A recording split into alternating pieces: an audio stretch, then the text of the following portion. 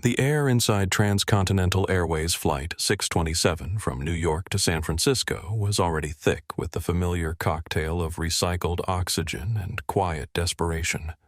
For one man, Richard Thornton, it was the final irritating hurdle before closing an $850 million deal that would cement his legacy.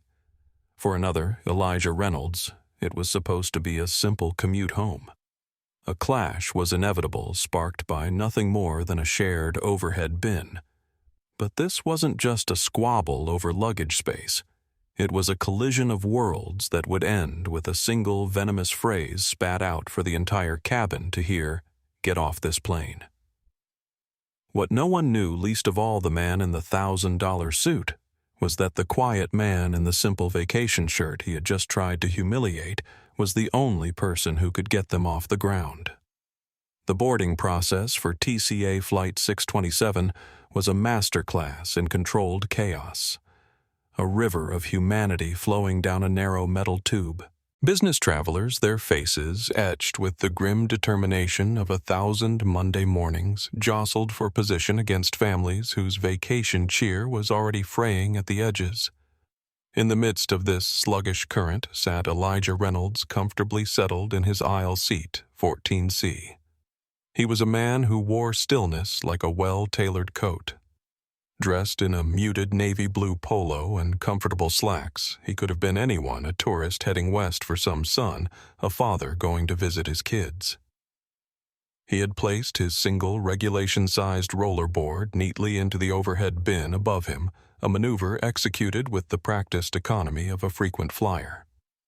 His work was done, and now he was simply a passenger looking forward to getting home. At 42, Elijah carried himself with the quiet dignity of a man who had long ago learned that in certain spaces, his 6'2" frame and dark skin meant he needed to move differently, more deliberately, less threateningly. He reached into his personal bag and pulled out a well-worn copy of Advanced Principles of Aeronautical Engineering. Even after 20 years as a pilot, he never stopped studying his craft. As passengers continued boarding, filling the narrow center aisle with the shuffle of feet and the rustling of jackets, Elijah opened to a dog-eared page and disappeared into a world of lift coefficients and airfoil designs. For a few precious minutes, he was just a man reading a book, anonymous and unbothered. That peace was about to be shattered. "No, listen to me. The Nakamura meeting is non-negotiable. I don't care what their team says this merger is happening tomorrow, or the whole deal collapses." The voice cut through the ambient noise of the cabin like a serrated knife, loud, sharp, and intentionally painful. It belonged to Richard Thornton, a 53-year-old investment banker whose entire being radiated entitlement.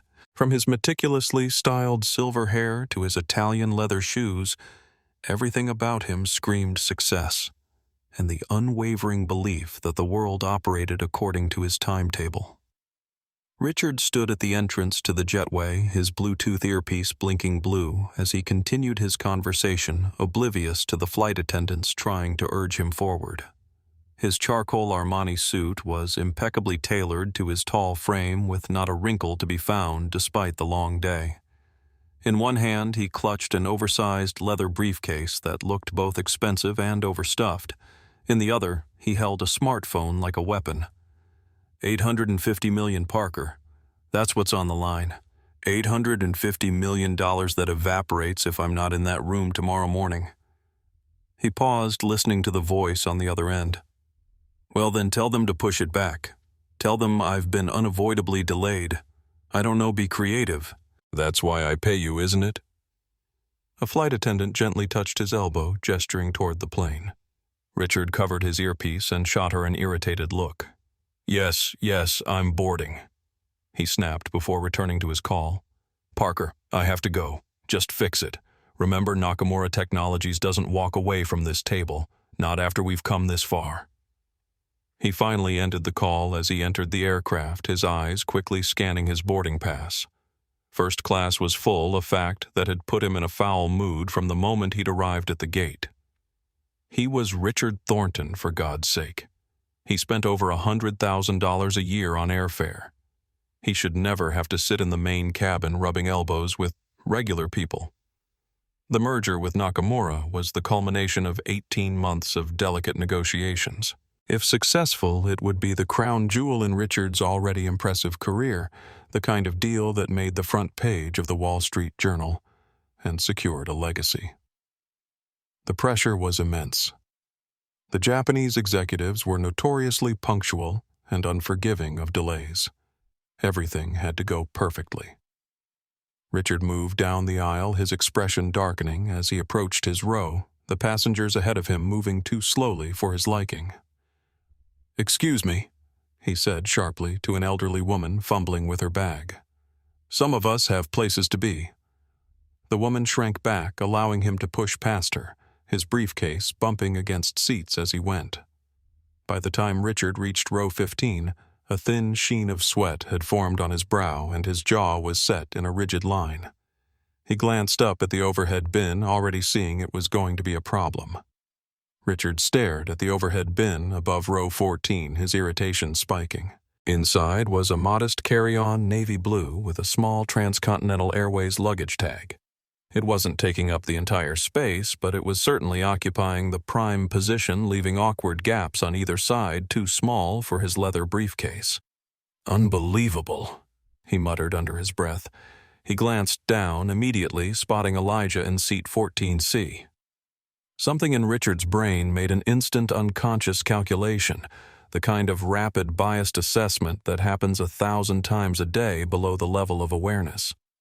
He saw a black man in casual clothes reading a technical manual and immediately categorized him not important, not worth full consideration, not someone whose space needed to be respected. "Excuse me," Richard said, though there was nothing excusable in his tone. He jabbed a finger toward the overhead bin. "I need to put my bag up there." Elijah looked up from his book, his expression neutral. He assessed the situation quickly, an agitated white man in an expensive suit clearly used to getting his way.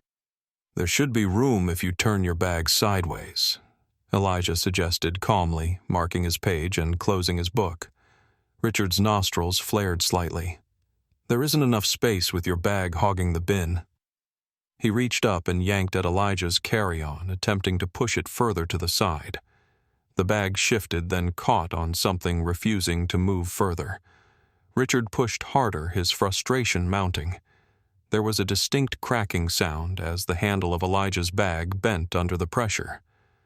"Sir," Elijah said, his voice low but firm, "you're damaging my property." He stood up, his height nearly matching Richard's, his presence somehow larger due to his composed demeanor.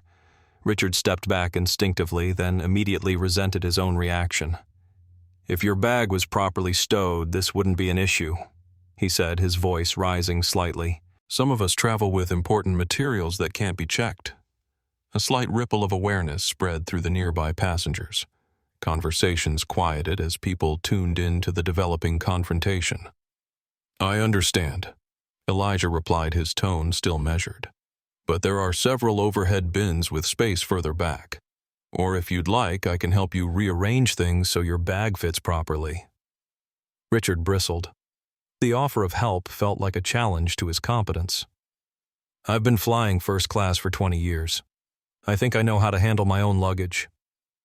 The emphasis on first class was deliberate, drawing a clear line between his perceived status and Elijah's. "I'm sure you do," Elijah said, a flicker of something, perhaps amusement, perhaps resignation, crossing his face. "But we're all just trying to get where we're going today." Richard's face flushed. He was not accustomed to being contradicted, especially not by someone he deemed beneath his station. He yanked harder on his briefcase, trying to force it into the space, but only succeeded in pushing Elijah's bag further to the side, causing the overhead bin's contents to shift precariously. A bottle of water tumbled from the bin, nearly hitting an elderly passenger in the head, before Elijah caught it with a quick, reflexive movement. The practiced coordination of that simple catch spoke volumes about his spatial awareness and reaction time qualities, essential in a pilot, though Richard was too self-absorbed to notice. "Perhaps," Elijah said, returning the water to its owner, "we could ask a flight attendant for assistance." Richard interpreted this reasonable suggestion as a direct challenge to his authority. In his mind, this stranger was not only obstructing him physically, but also undermining him publicly. And on today of all days, when the pressure of the Nakamura merger was already pushing him to his limits, he found this small defiance intolerable. "Listen," he said, leaning closer, his voice dropping to a whisper that somehow carried more menace than a shout. "I don't have time for this. My bag goes in this bin, period." Elijah met his gaze steadily. "And my bag is already there," he replied simply. "I'm happy to make room, but not at the expense of damaging my property. Is there a problem here?" The question came from Sofia Gonzalez, a 34-year-old lead flight attendant whose warm smile was belied by the sharpness in her dark eyes. She had been watching the interaction from the front galley, recognizing the familiar signs of a passenger dispute that could quickly escalate. "Yes, there's a problem," Richard said before Elijah could respond. "This gentleman's bag is taking up the entire bin, and I need to store my briefcase." Sophia glanced up at the overhead bin, then at Elijah's modest carry-on, then at Richard's oversized leather briefcase, which was clearly pushing the limits of acceptable carry-on dimensions. "Sir, there appears to be room if we adjust things slightly," she said diplomatically. "Or there's plenty of space in the bins toward the back of the aircraft." Richard's jaw tightened. "I'm sitting right here," he said, gesturing to his seat in row 15. "My bag should be above my seat. That's how it works." "Actually," Sophia replied, maintaining her professional tone, "the overhead bins are shared space for all passengers. They're first come, first served." Richard's face darkened. He was not a man accustomed to being contradicted once, let alone twice, in the span of minutes.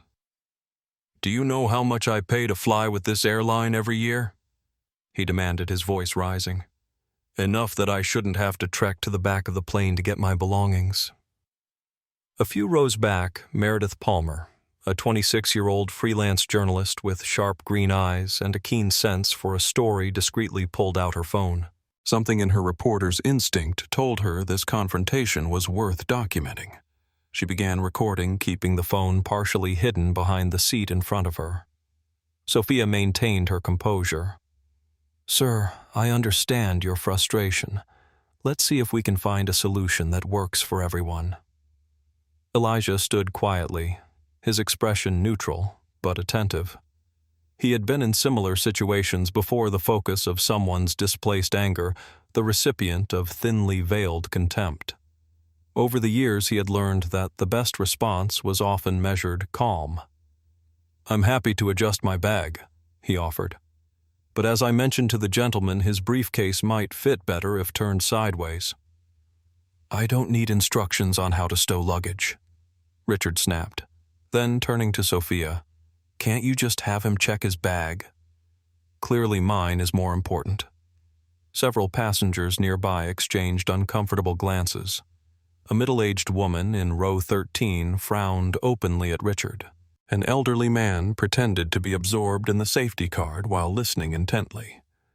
"Sir," Sophia said, her smile now firmly fixed in place, "all passenger belongings are equally important to us, but if your briefcase won't fit properly in this bin, I'll need to check it." Richard's face flushed with anger. "Absolutely not. There are sensitive documents in here worth millions of dollars." "Then perhaps we can find space in another bin," Sophia suggested. "Or," Richard countered, his voice dropping to a dangerous whisper as he leaned toward Elijah, "he can move his bag. I'm in 15A. He's in 14C. His bag shouldn't even be above my seat." The territorial claim was factually incorrect. Elijah's bag was above row 14, not 15, but Richard was beyond such distinctions now. In his mind, he had established a narrative this man was taking up space that rightfully belonged to him. Elijah remained still, his gaze steady. Years of training as a pilot had taught him to stay calm during turbulence, both literal and figurative. But beneath his composed exterior, a familiar weariness settled in his chest. This wasn't his first encounter with entitlement laced with prejudice, and it wouldn't be his last. "Sir," Sophia said to Richard, her patience clearly thinning, "I'll help you find space for your briefcase. There are several open bins just a few rows back." Richard's grip tightened on his briefcase. "No, I'm not moving. He is." The atmosphere in the cabin had grown tense. Even passengers not directly involved were watching the scene unfold, some with discomfort, others with morbid fascination. Meredith continued recording her journalistic instincts, telling her this was building toward something significant. Elijah took a slow, measured breath. "I'm happy to help rearrange things," he said again, "but I won't be checking my bag." It was a simple statement delivered without aggression or defiance, but to Richard it felt like a challenge to his authority, to his status, to his very place in the world. And in that moment, something in Richard Thornton snapped. "You don't get to tell me what to do." Richard's voice exploded through the cabin, startling passengers several rows away. His face contorted with rage as he jabbed a finger toward Elijah's chest, stopping just short of physical contact. "You people are always looking for handouts, always causing problems," he continued, spittle flying from his lips. "I pay for this seat. I pay your salary. I've had enough of this." The cabin fell silent, the ambient noise of boarding suddenly swallowed by the shock of Richard's outburst. Every eye turned to the confrontation unfolding in row 14. "If you don't like it—" Richard's voice dropped to a venomous hiss, each word distinct and deliberate. "Then get off this plane. Just get off. Go on. Get out of here." The words hung in the air like physical objects, ugly and sharp. Passengers shifted uncomfortably in their seats. A mother covered her young daughter's ears. An older gentleman in a business suit shook his head in disgust. Elijah hadn't moved. He stood perfectly still. His expression unchanged, though something in his eyes had hardened. He didn't flinch, didn't retreat, didn't return Richard's rage with his own. His stillness was somehow more powerful than any reaction could have been. Meredith Palmer's fingers trembled slightly as she continued recording the red light of her phone's camera, capturing every second of Richard's tirade. She knew instantly that she was documenting something significant, a raw, unfiltered moment of prejudice that would resonate far beyond this aircraft. Sophia stepped between them, her face pale but resolute. "Sir," she said to Richard, her voice firm despite a slight tremor, "that is completely unacceptable. You need to lower your voice immediately and take your seat, or I will have to involve the captain." Richard's chest heaved with each breath, his rage momentarily arrested by Sophia's intervention, but his eyes remained fixed on Elijah, burning with indignation. "You heard me," he said, quieter but no less venomous. "Get him off this plane." The command was absurd, a passenger demanding the removal of another passenger, but the entitlement behind it was staggering. Several people gasped audibly. A young man in row 16 stood up as if preparing to intervene if necessary. Elijah finally moved, but not in retreat.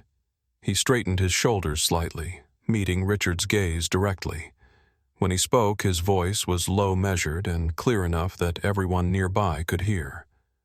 "Sir, I understand you're upset, but we're all just trying to get to our destination safely.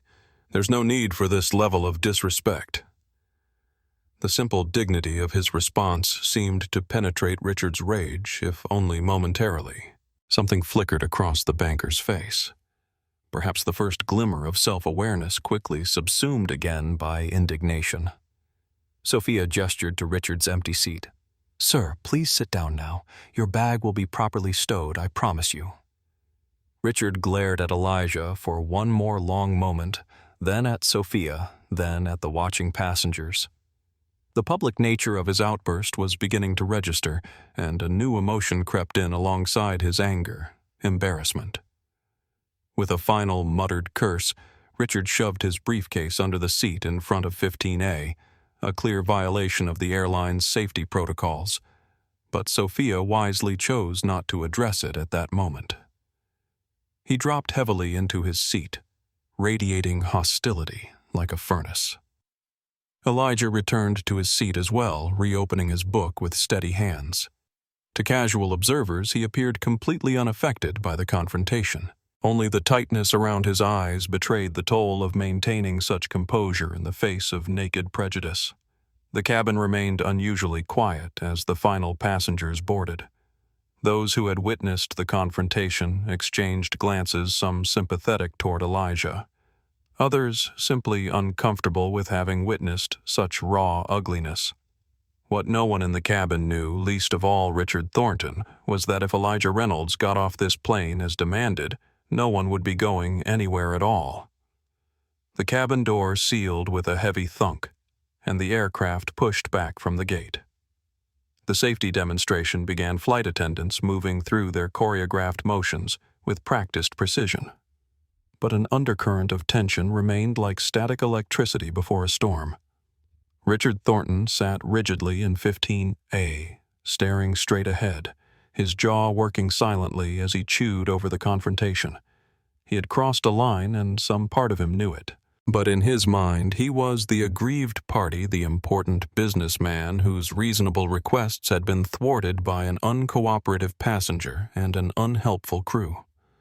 He snuck a glance at Elijah, visible just ahead in 14C. The man appeared completely absorbed in his book, turning pages with steady, unhurried movements. Richard's anger flared anew.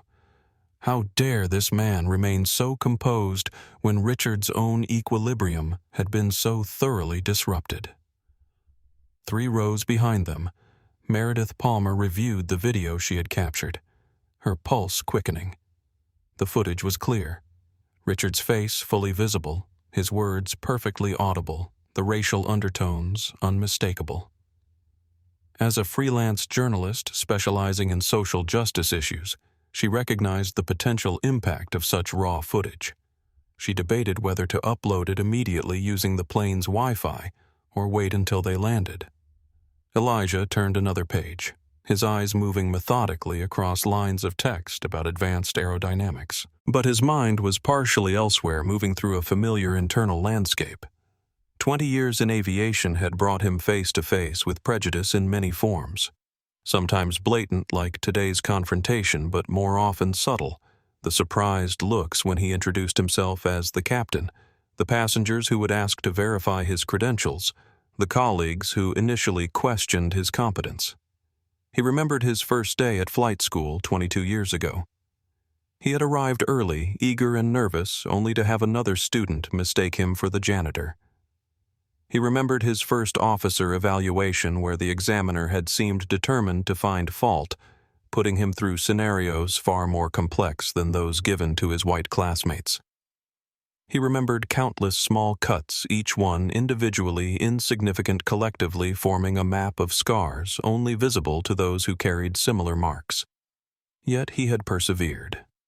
Not just succeeded, but excelled. At 42, he was now one of Transcontinental's most respected pilots, a senior captain and check airman who trained and evaluated other pilots. He had logged over 15,000 flight hours, mastered every aircraft in the fleet, and earned the quiet respect of his colleagues through consistent professionalism and exceptional skill. All of that history, the struggles and triumphs, had taught him to pick his battles carefully. Today's confrontation with Richard was not worth escalating.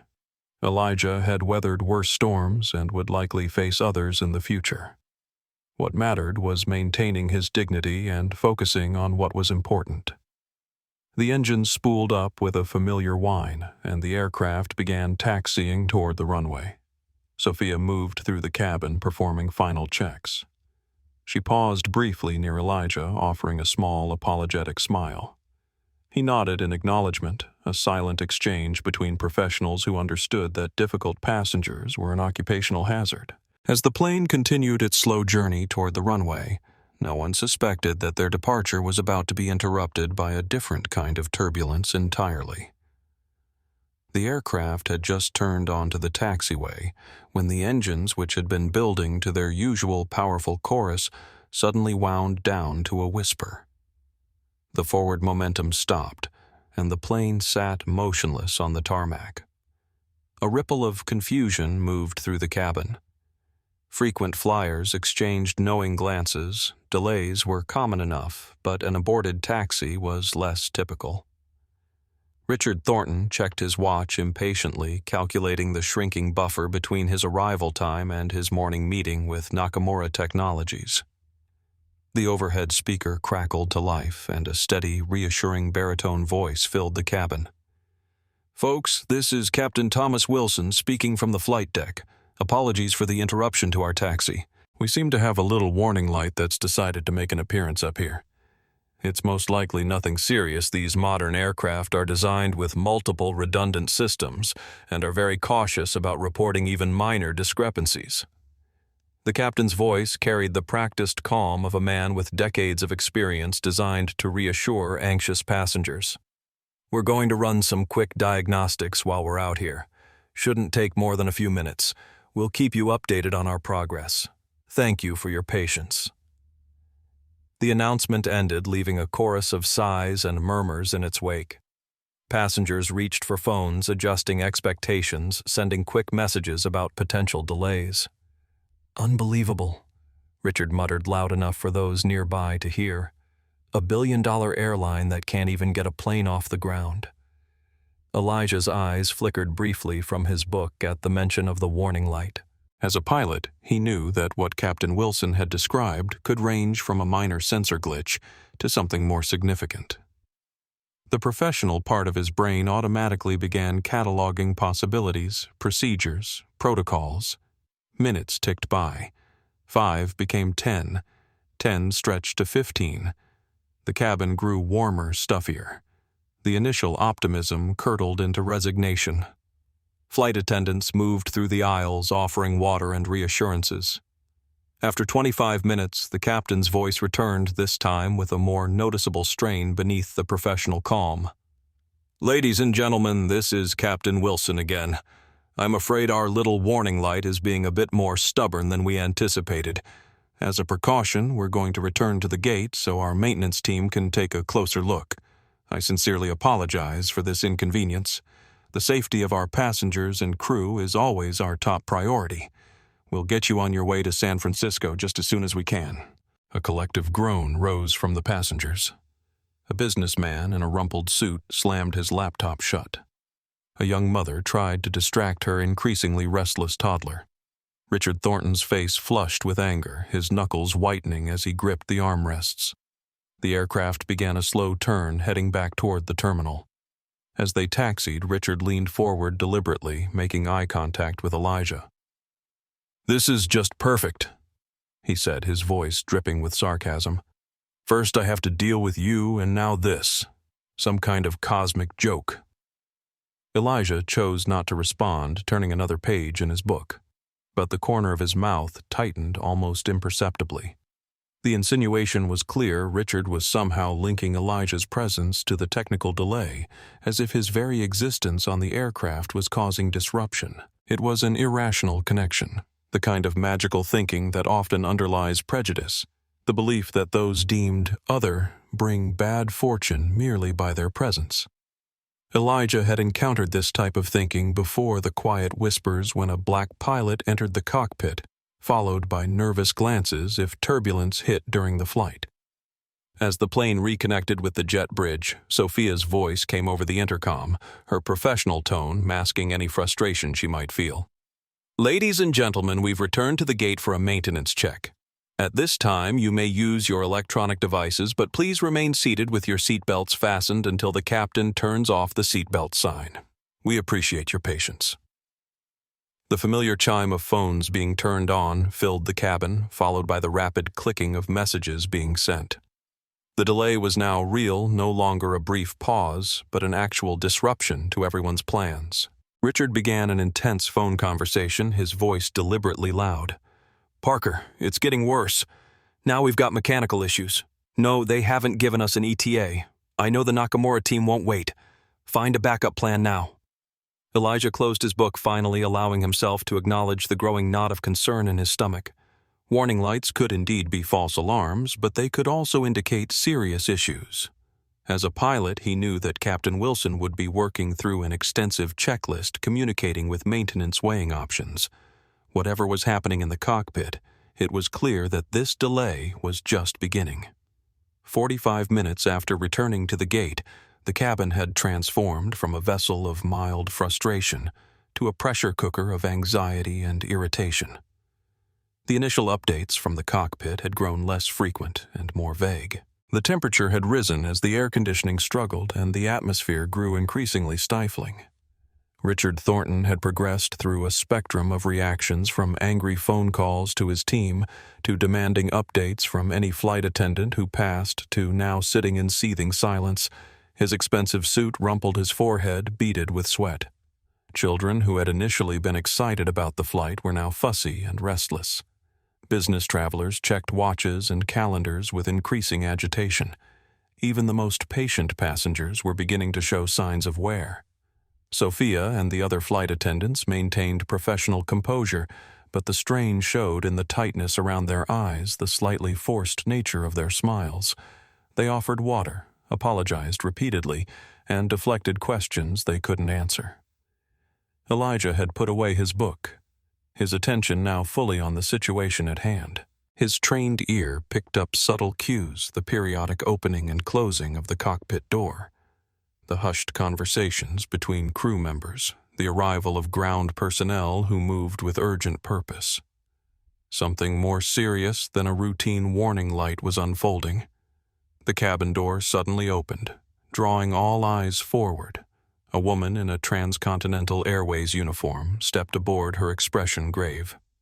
Daniela Vasquez, the gate agent, conferred briefly with Sophia before moving to the front of the cabin and clearing her throat. "Ladies and gentlemen, your attention, please." The cabin fell silent, all eyes fixed on Daniela, hungry for information. "I apologize sincerely for the ongoing delay." She began, her voice tight with stress. "I'm here to provide an update on our situation. Unfortunately, Captain Wilson has become suddenly and acutely unwell and is medically unable to command the aircraft." Gasps and murmurs rippled through the cabin. A medical emergency involving the captain was far more serious than a mechanical issue. "For his privacy, we won't be sharing specific details," Daniela continued, "but I want to assure you he is receiving proper medical attention." Elijah straightened in his seat, his pilot's instincts fully engaged now. A captain becoming incapacitated during pre-flight was rare but not unheard of.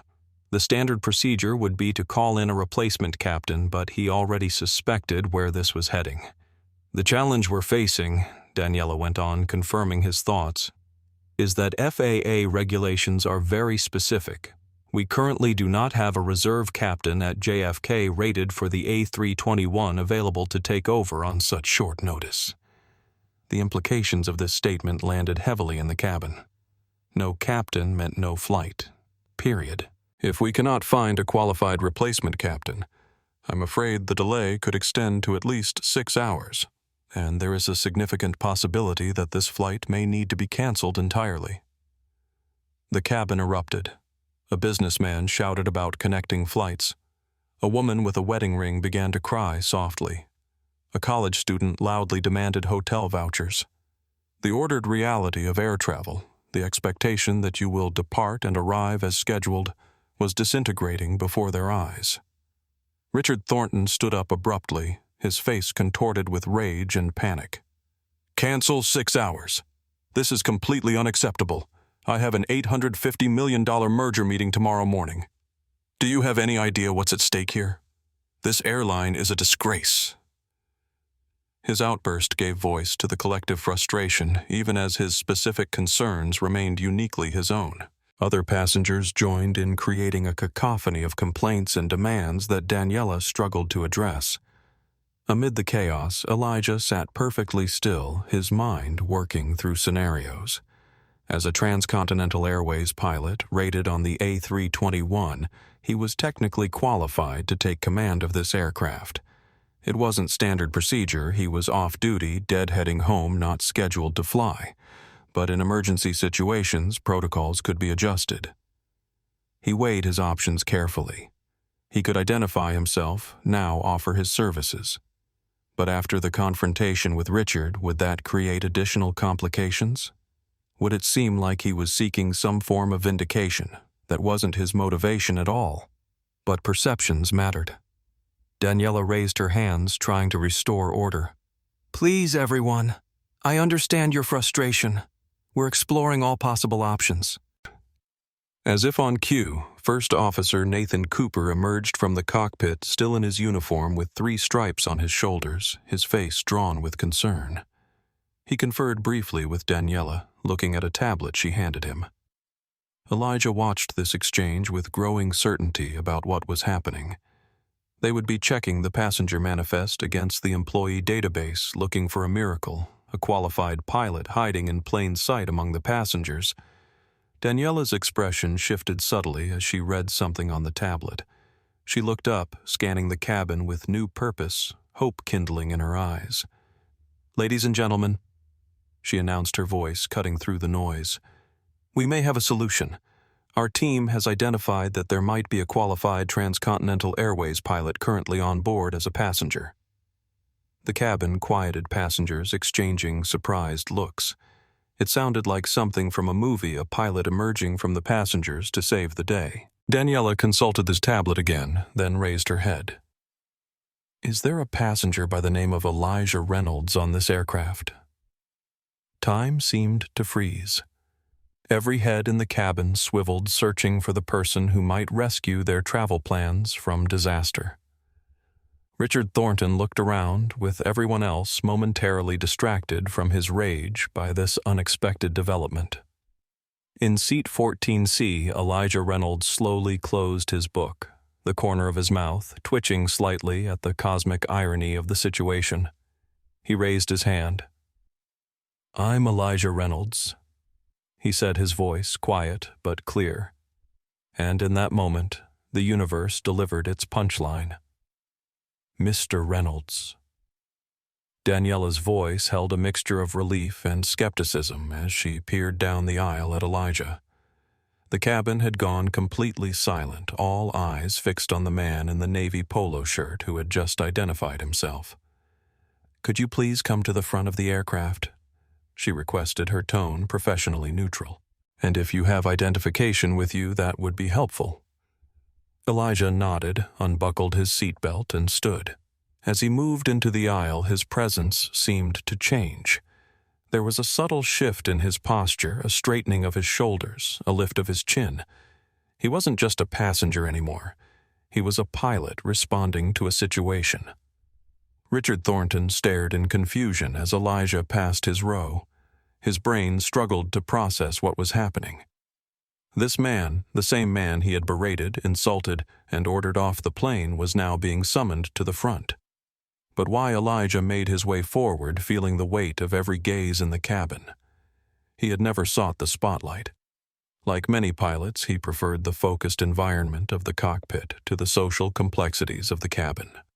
But now he stood at the center of an unfolding drama, fully aware of the irony of his position. At the front of the aircraft, First Officer Nathan Cooper waited alongside Daniela and Sophia. At 36, Cooper was lean and alert, with the carefully maintained appearance of a professional aviator. His expression was a mixture of hope and wariness as Elijah approached. "Mr. Reynolds," Daniela began formally, "according to our records, you are a Transcontinental Airways employee. Is that correct?" "Yes, that's correct," Elijah replied evenly. "Could I see some identification, please?" Elijah reached into his pocket and produced his wallet. From it, he extracted 3 cards, his driver's license, his airline transport pilot license, issued by the FAA, and his Transcontinental Airways employee ID with Captain, clearly printed beneath his photo. Daniela examined the cards closely, then looked up at Elijah with new respect dawning in her eyes. She turned to Nathan, who took the FAA license and employee ID, studying them with the careful scrutiny of someone who understood exactly what he was looking at. "Captain Reynolds," Nathan said the title in acknowledgement of Elijah's rank. "You're rated on the A321. Yes, I've logged over 4,000 hours on the A321 family. I'm also a check airman for the fleet." The term designating a pilot who trains and evaluates other pilots carried significant weight in aviation circles. Nathan's eyebrows rose slightly. Elijah wasn't just any pilot. He was among the airline's most experienced and trusted. Daniela spoke into her radio, stepping slightly away for privacy. "Operations, this is Gate 34. I have Captain Elijah Reynolds, employee ID 7892, requesting verification of active status and A3221 type rating." She paused, listening to the response. "Yes, he's a passenger on Flight 627. Yes, we're confirming now. Stand by." Throughout the cabin, passengers craned their necks, trying to catch glimpses of the exchange happening at the front. The tension that had filled the aircraft minutes ago was transforming into something else, a cautious collective hope. In row 15, Richard Thornton sat motionless, his mind racing to catch up with events. The man he had confronted was being addressed as Captain. The implications began to dawn on him, bringing with them a cold, creeping dread. Meredith Palmer watched the scene unfold with journalistic intensity, mentally composing the story that was taking shape before her eyes. The narrative arc was too perfect to be fiction. A bigoted passenger demands that a black man get off a plane only to discover that the same man is the pilot who could save the day. It was poetic justice incarnate. Daniela's radio crackled with a response. She listened intently, nodding. "Understood. Thank you." She turned back to the group, a genuine smile breaking through her professional facade. "Captain Reynolds Operations has confirmed your credentials. You are current on the A321 with all qualifications up to date. Your last simulator check was completed 3 weeks ago with an excellent rating." She turned to Nathan. "First Officer Cooper, are you comfortable proceeding with Captain Reynolds assuming command of this flight?" Nathan looked at Elijah with appraising eyes. The relationship between a captain and first officer required absolute trust. They were about to put their lives and the lives of everyone on board in each other's hands. "I'd like a moment to speak with Captain Reynolds first," Nathan replied professionally. "Of course," Daniela agreed. "In the meantime, I'll inform the passengers." She stepped forward into the cabin, addressing the waiting crowd. "Ladies and gentlemen, I have some positive news to share. We have confirmed that Captain Elijah Reynolds, a highly qualified transcontinental airways pilot, is on board as a passenger. He is fully certified and current on this aircraft type. After some final verifications, he may be able to take command of this flight to San Francisco." A wave of relief washed through the cabin, manifesting as scattered applause and excited murmurs. The crushing uncertainty of moments ago gave way to renewed hope. Faces that had been drawn with frustration now brightened. All except one. Richard Thornton sat frozen in his seat, the blood draining from his face as the full implications crashed over him. The man he had berated, the man he had ordered off the plane, the man he had deemed unworthy of basic respect, was a captain. Not just any captain, but potentially the only person who could salvage his crucial meeting with Nakamura Technologies. The universe, it seemed, had a devastating sense of humor. "Captain Elijah Reynolds," Daniela's voice announced clearly over the PA system, "has been confirmed by our operations center as fully qualified to command this aircraft. He has graciously agreed to take over as captain for this flight to San Francisco. On behalf of Transcontinental Airways, I want to express our gratitude to Captain Reynolds and our appreciation for your continued patience." A spontaneous round of applause erupted throughout the cabin. Passengers who had been on the verge of demanding refunds and hotel vouchers now smiled with relief. The atmosphere transformed from one of frustrated resignation to cautious optimism. All eyes were drawn to the front of the aircraft, where Elijah stood still in his casual clothes, acknowledging the applause with a modest nod. There was nothing theatrical in his demeanor, just the quiet dignity of a professional about to do his job. First Officer Cooper and Captain Reynolds will be preparing for departure, Daniela continued. We anticipate being ready to push back from the gate in approximately 30 minutes. Thank you again for your understanding. Richard Thornton remained motionless in seat 15, his entire worldview undergoing a seismic shift. The social hierarchy he had taken for granted, the assumption that his suit, his position, his complexion granted him automatic authority, had been completely inverted. The man he had deemed unworthy of simple courtesy now held the power to get him to his crucial meeting, or not. His mind replayed his own words with excruciating clarity. You people are always looking for handouts. Get off this plane. The memory burned like acid. He had not just been rude to another passenger. He had publicly berated the pilot who would now be responsible for his safety. 3 rows behind him, Meredith Palmer was having a very different reaction. As a journalist who specialized in social justice issues, she recognized the perfect storm of elements in this story: racism comeuppance, and the delicious irony of the bigot's fate now resting in the hands of the very person he had denigrated. She discreetly drafted a social media post, not yet sending it, but preparing for the moment when this story could be shared with the world. At the front of the aircraft, Elijah reached into the overhead bin and retrieved his carry-on bag, the very same bag that had sparked the earlier confrontation. With deliberate movements, he unzipped it and removed a neatly folded white shirt with epaulettes bearing 4 gold stripes, the unmistakable uniform of a senior captain. He slipped off his navy polo shirt, revealing a white undershirt beneath. Then, with practiced efficiency, he donned his captain's shirt, secured each button, and adjusted the epaulettes that signified his rank and responsibility. The transformation was remarkable. The casual passenger from 14C vanished, replaced by a figure of quiet authority. He didn't need to announce his position. The uniform spoke for him, conferring an instant gravitas that transcended the earlier confrontation. From his bag, Elijah also extracted a pair of polished black shoes, exchanging them for his casual loafers. Each movement was unhurried, yet precise, the routine of a man who had performed this ritual thousands of times before. The cabin watched in collective fascination. It was like witnessing a superhero's origin story in reverse, the revelation not that an ordinary person had extraordinary abilities, but that the extraordinary person had been hiding in plain sight all along. As Elijah prepared to move toward the cockpit, his path would inevitably take him past row 15, past Richard Thornton. The moment could not be avoided. Elijah began his walk down the aisle, his posture straight, his expression composed.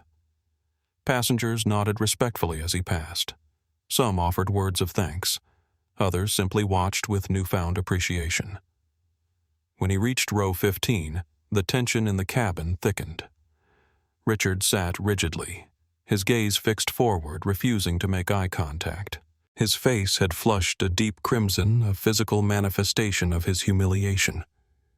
Elijah paused briefly, not in triumph or to prolong Richard's discomfort, but because the moment demanded acknowledgement.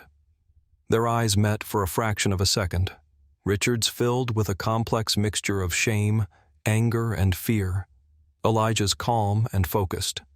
There was no hint of, "I told you so," in Elijah's expression, no visible satisfaction at Richard's comeuppance.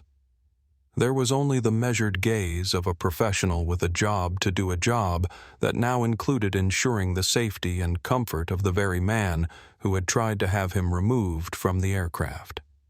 For Richard, this was perhaps the most devastating aspect of the encounter. He wasn't even being granted the dignity of being an adversary. In Elijah's world, in this moment, Richard had been reduced to just another passenger, one of 176 souls, whose lives were now Elijah's responsibility. Richard Thornton, who had built a career on being the most important person in any room, had never felt so insignificant. Elijah continued his walk to the front of the cabin. Several passengers nodded in approval. An elderly woman reached out to briefly touch his arm in gratitude. A young girl watched wide-eyed, perhaps seeing for the first time that pilots didn't all look the same. At the cockpit door, Elijah turned to Sophia with a small professional smile. "Let's get these people to San Francisco," he said simply.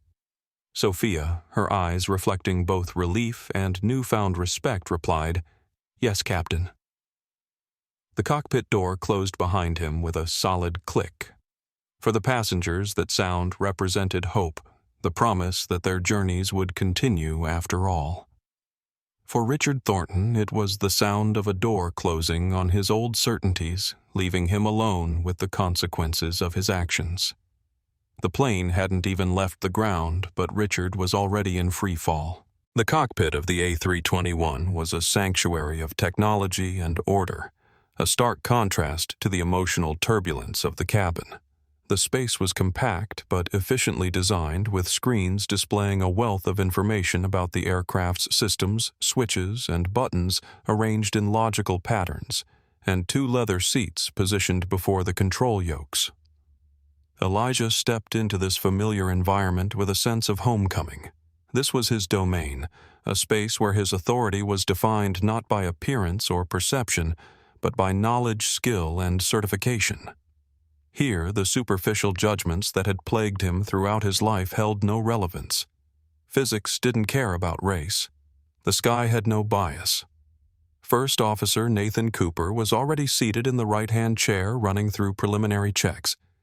He looked up as Elijah entered, his expression a mixture of professional courtesy and natural wariness. It wasn't every day that a passenger transformed into your captain. "Captain Reynolds." Nathan greeted him, formally standing briefly to shake Elijah's hand. "Thanks for stepping in. We're in a bit of a situation here." "How's Captain Wilson?" Elijah asked, his first concern for his colleague. "Medics think it might be his heart. They've taken him to Mount Sinai. His wife is meeting him there." Nathan's voice carried genuine concern. In the close-knit community of pilots, such incidents were reminders of their shared vulnerabilities. Elijah nodded solemnly. "I hope he pulls through. He's a good pilot." "One of the best," Nathan agreed. He hesitated, then addressed the elephant in the room. "I heard there was some unpleasantness in the cabin earlier, with a passenger." Elijah's expression remained neutral. "Nothing that affects our job now," he replied simply. Nathan studied him for a moment, then nodded with newfound respect. It was the response of a consummate professional, acknowledging the incident without allowing it to bleed into their current responsibilities. "Well," Nathan said, returning to business, "we've got the warning light on the bleed air system for Engine 2. Maintenance ran diagnostics, said it's likely a sensor issue. They've cleared us to fly, but Captain Wilson felt a vibration during the initial spool-up that concerned him. That's when he—" Nathan made a vague gesture indicating Wilson's medical episode. Elijah settled into the captain's seat, the left-hand chair that would be his command post for the next 5 hours. His hands moved automatically, adjusting the seat to his preferences, checking that the controls were within comfortable reach. "Let's start fresh," he decided. "Full pre-flight checklist, complete systems review. I want to understand exactly what we're dealing with before we push back." "Yes, sir," Nathan replied, the formality coming naturally now. He handed Elijah the aircraft's logbook containing the maintenance history and recent sign-offs. Elijah reviewed the documentation carefully, his focus absolute. The outside world, the confrontation with Richard, the eyes of the passengers, the pressure of the delay, all faded into the background. There was only the aircraft, the protocols, and the responsibility of command. For the next 20 minutes, Elijah and Nathan worked through the extensive pre-flight procedures.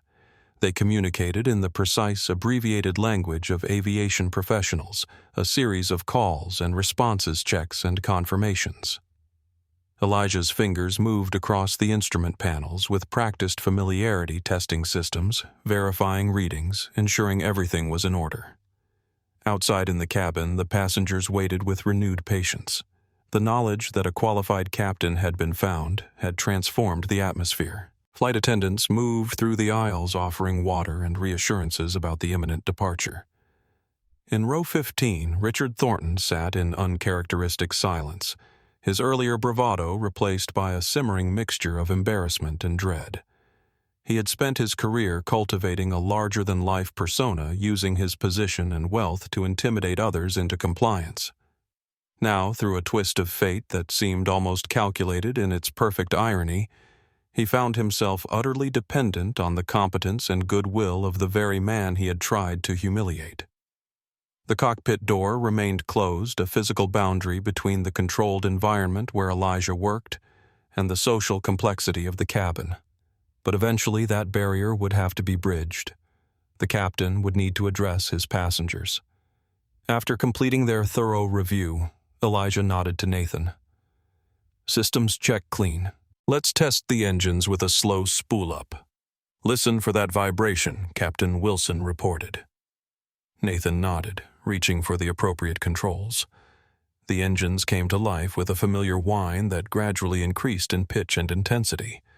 Both men listened intently, their trained ears attuned to the slightest irregularity in the sound. "Sounds normal to me," Nathan commented after a minute. Elijah agreed. "No vibration detected. Let's do a full power test before pushback, but I think we're looking at a sensor ghost." The term was pilot shorthand for a false reading, a common enough occurrence in modern aircraft filled with thousands of sensors, any of which could occasionally report problems that didn't exist. With the technical issues addressed, it was time for Elijah to establish his presence with the passengers. He reached for the PA system handset, pausing briefly to collect his thoughts. The voice that came over the cabin speakers moments later carried a natural authority, deep measured and steady. It was the voice of a man completely in his element, a stark contrast to the quiet passenger who had been subjected to Richard's abuse. "Good afternoon, ladies and gentlemen. This is Captain Elijah Reynolds. First, I want to thank you for your patience during this unexpected delay. I'm pleased to inform you that our maintenance checks are complete, all systems are functioning normally, and we are now preparing for departure to San Francisco."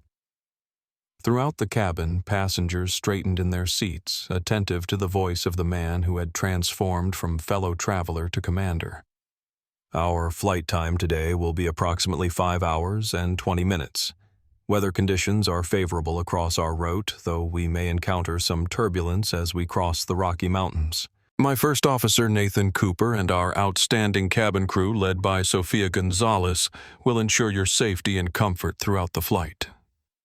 Elijah's voice carried no hint of the earlier confrontation, no suggestion that anything unusual had occurred.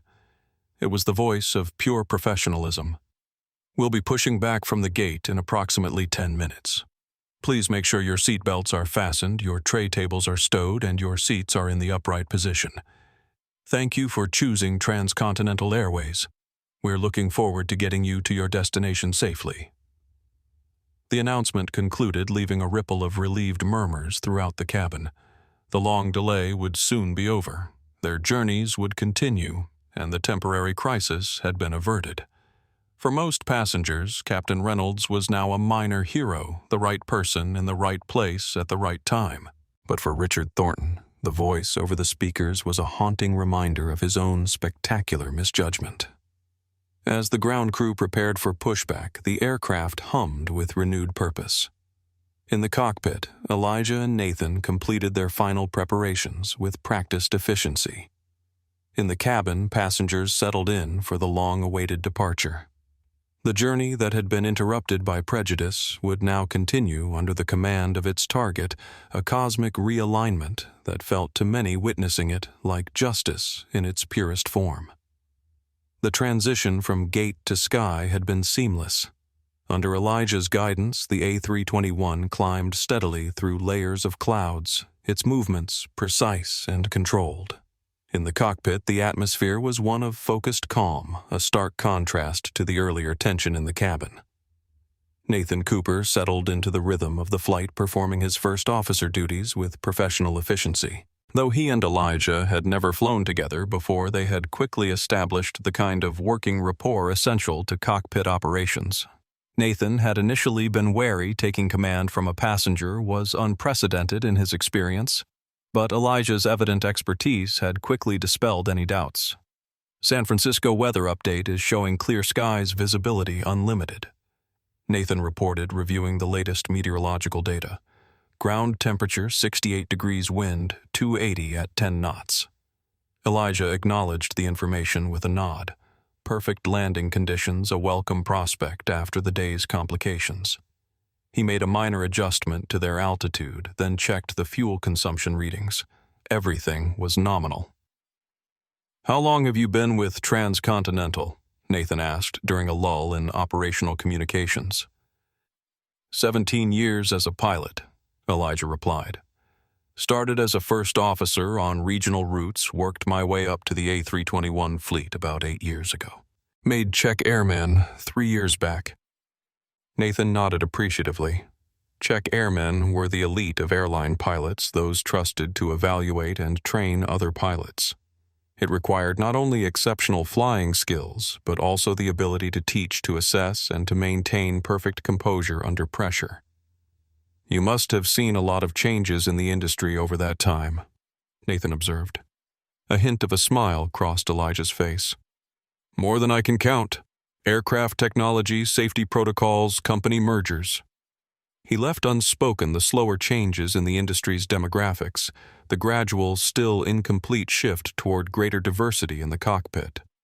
In the main cabin, the initial post-takeoff quiet had given way to the normal rhythms of a transcontinental flight. The beverage service had begun flight attendants moving through the aisles with practiced efficiency. Passengers had settled into their personal routines, some working on laptops, others watching movies on the seatback screens, a few already dozing. Sofia Gonzalez moved with particular purpose, her earlier stress now channeled into heightened attentiveness to passenger needs. As she passed row 14, Elijah's former seat now occupied by another passenger who had been reseated, she felt a renewed appreciation for the man who had transformed from unfairly targeted passenger to aircraft commander. In row 15, Richard Thornton sat rigid, declining the offer of a drink from the passing flight attendant. His stomach was a tight knot of anxiety and shame. Every announcement from the cockpit, every smooth adjustment of the aircraft's trajectory served as a reminder of his catastrophic misjudgment. He pulled out his phone, enabled the airplane mode, and opened his calendar. The Nakamura Technologies meeting was scheduled for 9 a.m. Pacific time. Based on the captain's announced arrival time of 7:40 p.m., he would still make it to his hotel, prepare his presentation, and be ready for the meeting, assuming everything went according to plan. But Richard was no longer certain of anything. His worldview had been built on assumptions about who belonged where, about whose competence deserved respect, about his own position at the top of a carefully ordered social hierarchy. Those assumptions had been shattered in the most public, humiliating way possible. 3 rows behind him, Meredith Palmer was already at work. With the plane's Wi-Fi activated, she had begun drafting an article about the incident she had witnessed. As a freelance journalist specializing in social justice issues, she recognized the powerful narrative unfolding a stark example of prejudice confronted not through confrontation but through quiet competence. She reviewed the video she had captured during the confrontation. Richard's face clearly visible, his words unmistakable, his contempt palpable. She had not yet decided whether to publish it. The journalist in her recognized its news value, but she was also conscious of the ethical considerations. Would public shaming serve any constructive purpose, or would it merely satisfy a desire for retribution? Meanwhile, in the cockpit, Elijah and Nathan continued their professional duties, monitoring systems communicating with air traffic control and adjusting their flight path to avoid areas of potential turbulence. Their conversation remained primarily operational, with occasional forays into professional topics.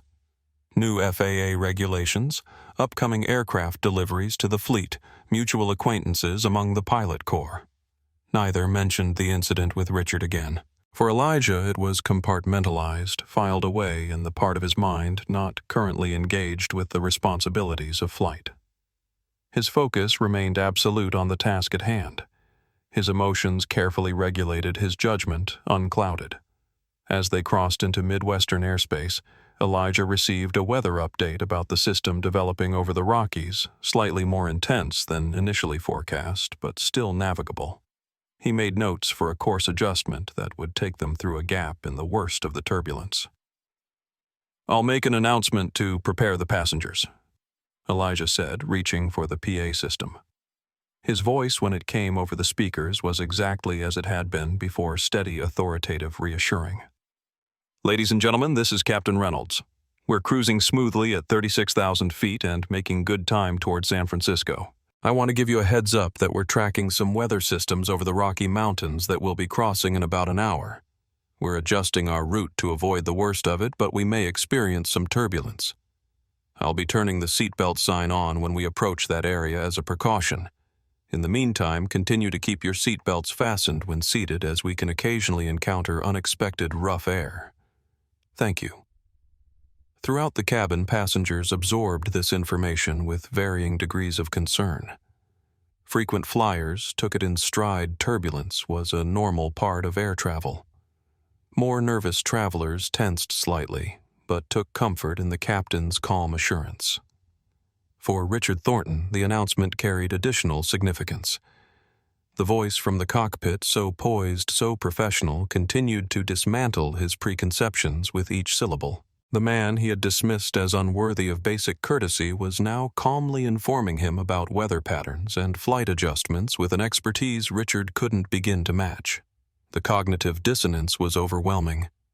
Richard had built his career on being the smartest person in the room, on having information others lacked, on leveraging knowledge into power and profit. Now he sat helpless, his fate literally in the hands of a man whose capabilities he had utterly failed to recognize, failed because he had allowed superficial judgments to override objective assessment. As the aircraft continued its westward journey, the lessons of the day were still unfolding. For Elijah, it was another flight in a career built on excellence despite obstacles. For Richard, it was an education he had never anticipated and would never forget. And for everyone else on board Transcontinental 627, it was becoming a story they would tell for years to come, a tale of prejudice, irony, and the quiet power of competence to overcome baseless judgment. Cruising at 36,000 feet above America's heartland, Transcontinental Flight 627 had settled into the steady rhythm of long-distance travel. Inside the pressurized metal tube, 177 souls shared a temporary community bound together, not just by a common destination, but now by the remarkable story unfolding among them. In the cockpit, Elijah maintained his vigilant watch over the aircraft systems, his attention divided between present responsibilities and forward planning. The weather system over the Rockies was evolving, and he was tracking its development, calculating adjustments to their route that would balance passenger comfort against fuel efficiency and arrival time. During a quiet moment with Nathan, focused on communications with air traffic control, Elijah allowed himself a brief reflection on the journey that had brought him to this moment. His path to the captain's seat had never been straight or easy. Growing up in Oakland, California, he had been captivated by flight at age 10 when a school field trip took him to the local airport. Watching the massive machines defy gravity, he had been struck by a simple, powerful thought. If you could fly one of those, you could go anywhere, see everything rise above limitations. But even as a child, he had understood that becoming a pilot would mean confronting barriers beyond the ordinary challenges of technical mastery and certification. At each step flight, school initial employment advancement to larger aircraft, he had encountered the subtle and not-so-subtle forces of bias. Sometimes it manifested as lower expectations. You fly pretty well for a... And sometimes as higher hurdles. We just need to be extra sure you're qualified. And occasionally as outright hostility. What had sustained him through 2 decades of such experiences was an unshakable focus on excellence. If he couldn't control how others perceived him initially, he could ensure that his performance spoke for itself. He had graduated at the top of his flight school class, maintained a perfect safety record, earned certifications on multiple aircraft types, and eventually achieved the elite status of check airman. Today's confrontation with Richard Thornton was not exceptional in Elijah's experience. It was merely a more public, more explicit version of interactions he had navigated throughout his career. And like those previous challenges, he had met it not with anger or retaliation, but with composure and professionalism. In row 15, Richard Thornton was engaged in a different kind of reflection. For perhaps the first time in his adult life, he was confronting the possibility that his worldview, the lens through which he evaluated others, was fundamentally flawed. Richard had always prided himself on his judgment of character, his ability to quickly assess a person's capabilities and worth. It was a skill he leveraged in business negotiations, in hiring decisions, in social hierarchies. He believed he could tell within moments of meeting someone exactly where they belonged in relation to himself. But today that judgment had failed catastrophically. He had dismissed Elijah based on appearance and circumstance, had deemed him unworthy of basic respect, had never even considered the possibility that the man in casual clothing could possess skills and knowledge beyond his own comprehension. The realization was deeply unsettling, forcing Richard to confront uncomfortable questions. How many others had he dismissed based on superficial assessments? What opportunities had he missed? What connections had he failed to forge? What insights had he ignored because he couldn't see past his own preconceptions? The $850 million Nakamura merger.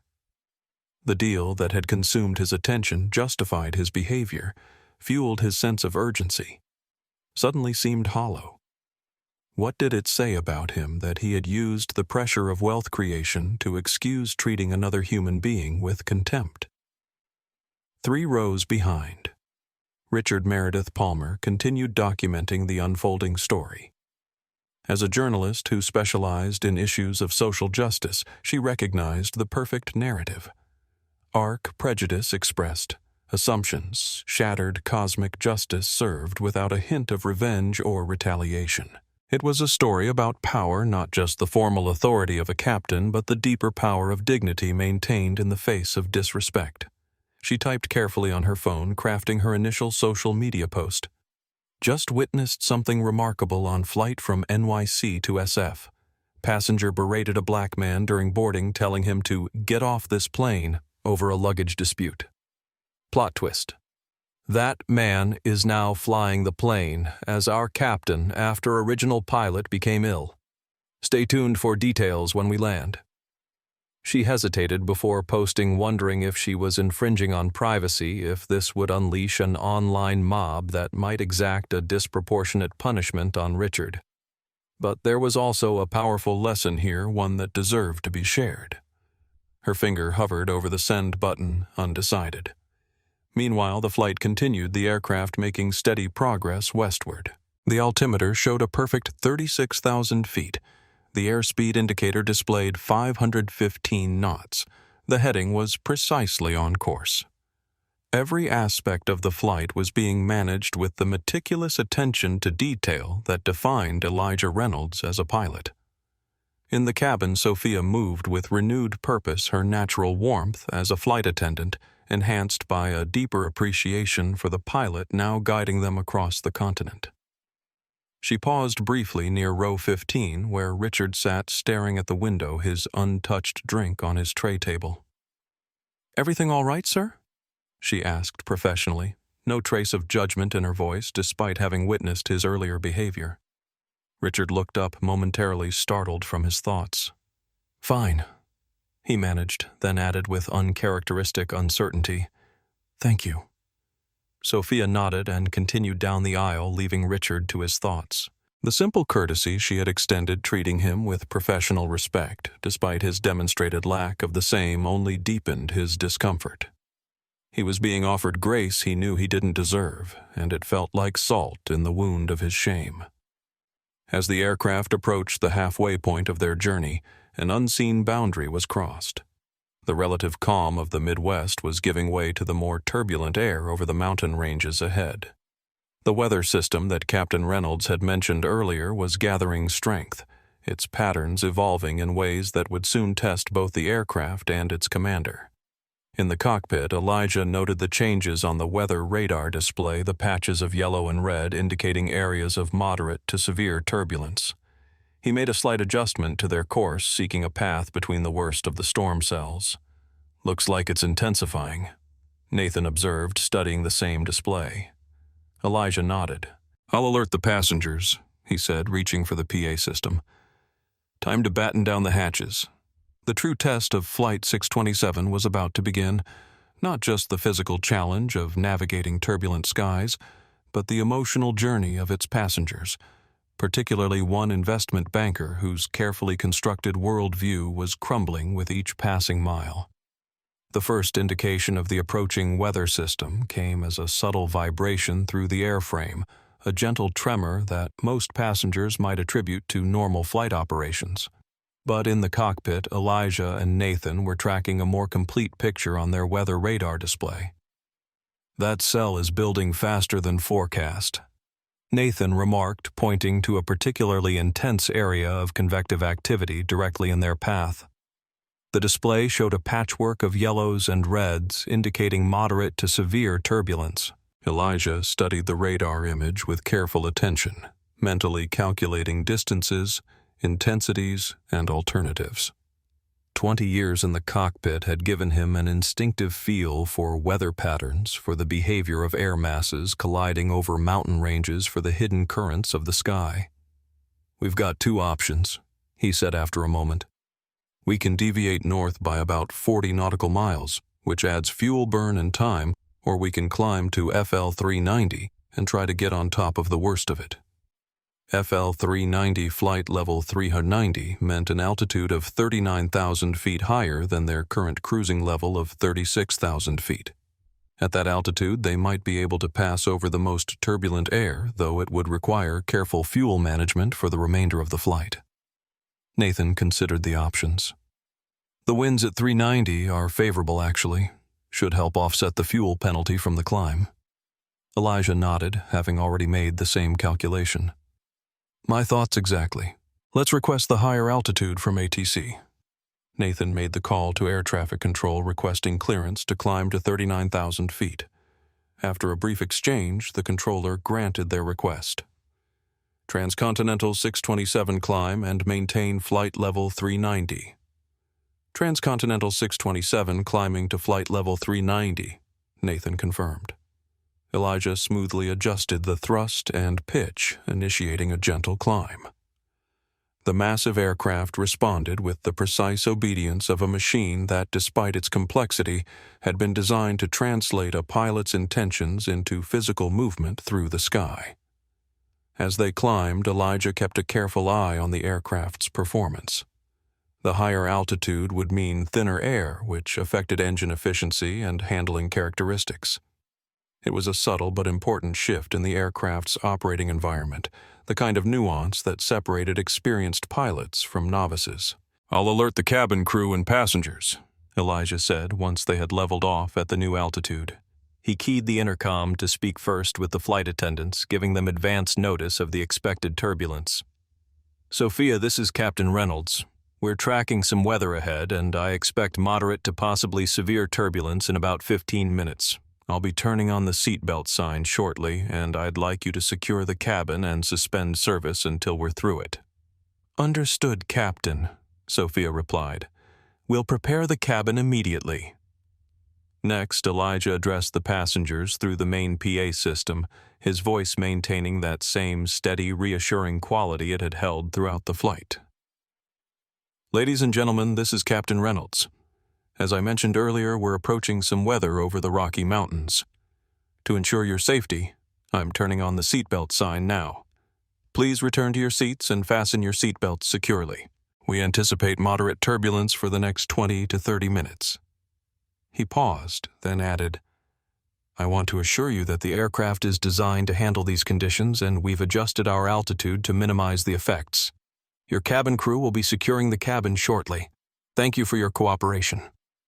Throughout the aircraft, passengers responded to the announcement with varying degrees of concern. Frequent flyers barely looked up from their books or screens. Turbulence was a routine part of air travel. More nervous travelers gripped their armrests a little tighter, mentally preparing for the bumpy ride ahead. In row 15, Richard Thornton felt a new kind of anxiety building. He had never been comfortable with turbulence, though he typically masked his fear behind a facade of annoyed impatience. But now, an additional layer of discomfort settled over him, the knowledge that the man he had berated and dismissed would now be responsible for guiding them safely through potentially dangerous conditions. The irony was suffocating. Hours ago, he had questioned Elijah's very right to be on the aircraft. Now his safety, his life depended entirely on Elijah's skill and judgment. Sophia moved efficiently through the cabin, checking that seat belts were fastened, tray tables stowed, and loose items secured. When she reached row 15, she found Richard already prepared his belt fastened tightly across his lap, his expression uncharacteristically subdued. "We'll be through it before you know it, sir," she said with professional kindness. "Captain Reynolds is one of our most experienced pilots." Richard managed a tight nod, but couldn't bring himself to speak. The reassurance, though, meant to comfort only highlighted the magnitude of his earlier misjudgment. In the cockpit, Elijah and Nathan continued to monitor the weather system, making small adjustments to their course to navigate through gaps in the worst of the turbulence. Their conversation was focused and technical, the language of professionals dealing with a challenging but not unusual situation. "Let's reduce speed to 280 knots. Elijah decided, adjusting the throttles. "That'll give us a better ride through the rough air." Nathan nodded in agreement. "Turbulence penetration speed, 280 knots. The reduction in airspeed standard procedure when encountering turbulence would minimize stress on the airframe and provide greater control authority if needed. It was another example of the small, crucial decisions that pilots made, constantly balancing multiple factors to ensure safety and passenger comfort. As they approached the leading edge of the weather system, the first substantial jolt rocked the aircraft. It wasn't severe, merely a preview of what lay ahead, but it was enough to elicit a few gasps from the cabin behind them. The aircraft bucked, suddenly dropping what felt like hundreds of feet in seconds. Reality was closer to 30 feet, but in the confines of the pressurized cabin, the sensation was dramatic and visceral. Cries of alarm echoed throughout the plane. A woman's prayer was audible above the general commotion. The sound of items shifting and falling created a chaotic percussion. In the cockpit, Elijah's focus remained unbroken. His hands made small, precise adjustments to the controls, countering each movement of the aircraft with practiced skill. The altimeter fluctuated as they rode the invisible waves of turbulent air, but Elijah's expression remained calm, his breathing steady. "Vertical wind shear at our 2 o'clock, Nathan reported, studying the weather radar. The display showed angry swirls of red and yellow indicating severe turbulence directly to their right. "That cell is building faster than the forecast predicted." Elijah nodded, already aware and calculating options. "I see it. We'll maintain this heading for now, but be ready to adjust further north if that cell expands into our path." Another violent jolt shook the aircraft, this one accompanied by a lateral movement that pushed against the laws of physics. The massive A321 was being tossed by atmospheric forces that, while well within the aircraft's design, tolerances created a deeply unsettling experience for those inside.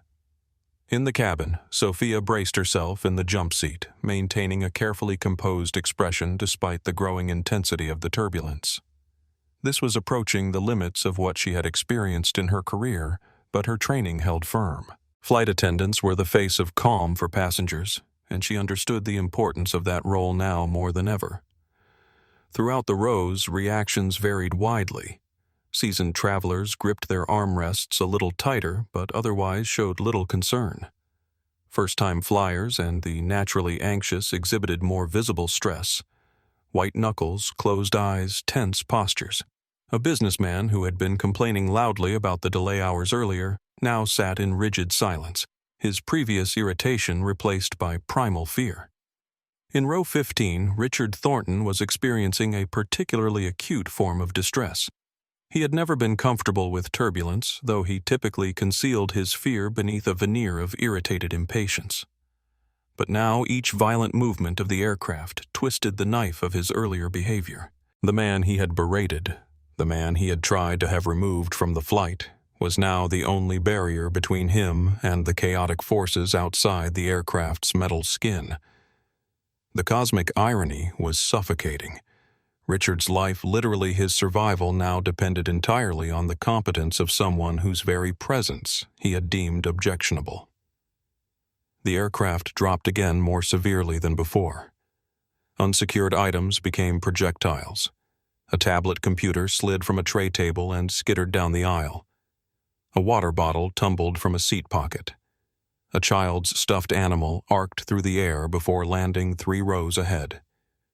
Meredith Palmer, the journalist, gripped her armrests with white knuckles, her earlier professional detachment momentarily forgotten in the face of what felt like genuine danger. Her phone secured in the seat pocket continued recording audio, capturing the sounds of the cabin during the turbulence material she might use later if she decided to publish the full story. In the cockpit, the situation demanded all of Elijah's considerable skill. Modern airliners were designed to fly primarily through automation, but severe turbulence like this called for manual intervention for the human touch that could anticipate and adapt to rapidly changing conditions in ways that automated systems could not. Elijah had disengaged the autopilot minutes ago, taking direct control of the aircraft. His hands on the side stick made constant small adjustments, maintaining stability amid the invisible turmoil outside. His eyes scanned the instrument panel's continuously airspeed, attitude, altitude, engine parameters, while also monitoring the weather radar for developments in the storm system. "Wind shear alert," the automated system announced, its synthetic voice emotionless. "I have it," Elijah responded calmly, already adjusting power and attitude to counter the potentially dangerous condition. Wind shear, a sudden change in wind speed or direction, was among the more serious hazards in aviation, capable of dramatically affecting an aircraft's performance in seconds. Nathan watched with professional admiration. Piloting in these conditions was a high-level skill requiring a combination of technical knowledge, physical coordination, and situational awareness that few possessed in such measure. He had flown with many captains during his career, but what he was witnessing now was exceptional. The aircraft shuddered violently as it passed through another pocket of severe turbulence. In the cabin, several oxygen masks dropped from their compartments, not due to actual depressurization, but because the force of the turbulence had triggered their release mechanisms. This created a new wave of alarm among passengers, some of whom reached for the masks before Sophia's voice came over the PA system. "Ladies and gentlemen, please disregard the oxygen masks. There is no loss of cabin pressure. The masks have been released due to the turbulence. Please leave them hanging and do not put them on unless instructed to do so by the flight crew." Her calm instruction helped prevent a secondary panic, but the masks themselves, dangling like yellow specters from the ceiling panels, created an unsettling visual reminder of the aircraft's vulnerability. In row 15, Richard Thornton felt a cold sweat break out across his forehead. The Nakamura merger, the deal he had deemed important enough to justify his behavior toward Elijah, now seemed laughably insignificant. $850 million meant nothing if the aircraft couldn't maintain its structural integrity against the violent forces outside. Another drop, this one more severe than any previous. The aircraft seemed to fall out from under them, creating seconds of apparent weightlessness, followed by a crushing return to normal gravity. Screams echoed throughout the cabin. A flight attendant, properly belted into a jump seat, nevertheless struck her head against the bulkhead with a sound audible several rows away. "Cabin crew status check." Elijah's voice came over the intercom, professionally concerned. "All secured, Captain," Sophia responded after a quick assessment. "Minor injury to Tanya, but she's alert and oriented." "Thank you, Sophia." We're working to find smoother air." The brief exchange overheard by nearby passengers reinforced the sense of professional competence managing the situation. Despite the physical extremes, there was a protocol, a procedure, humans in control, not chaos. In the cockpit, Elijah studied the weather radar with intense focus. The storm system had evolved beyond the forecast predictions, creating a more complex challenge than anticipated. But there was a potential path, a narrow corridor between cells that might offer a less turbulent passage. "I see a gap," he noted to Nathan. "Request 15 degrees left with ATC. We need to thread the needle here." Nathan relayed the request to air traffic control, receiving clearance for the course adjustment. Elijah banked the aircraft gently, left navigating toward the potential respite from the worst of the turbulence. As they altered course, the quality of the turbulence changed, still present, but less violent, more rhythmic. The sharp drops and lateral jolts gave way to a more consistent choppiness, like a boat on rough seas, rather than one going over a waterfall. Throughout the cabin, passengers sensed the change, their white-knuckled grips on armrests loosening slightly. The worst, it seemed, might be behind them. Nervous glances were exchanged, tentative smiles of relief beginning to form. Elijah maintained his focus, unwilling to relax his vigilance until they were well clear of the weather system. But he recognized the opportunity to provide reassurance to the passengers who had endured a genuinely frightening experience. He keyed the PA system, his voice as steady as it had been before the turbulence, a constant in a world that had been, for the past several minutes, anything but constant. "Ladies and gentlemen, this is Captain Reynolds. We've navigated through the worst of the turbulence and are now tracking toward smoother air. I apologize for the rough ride. We've adjusted our course to avoid the most severe weather, and I anticipate conditions improving significantly over the next 10 minutes.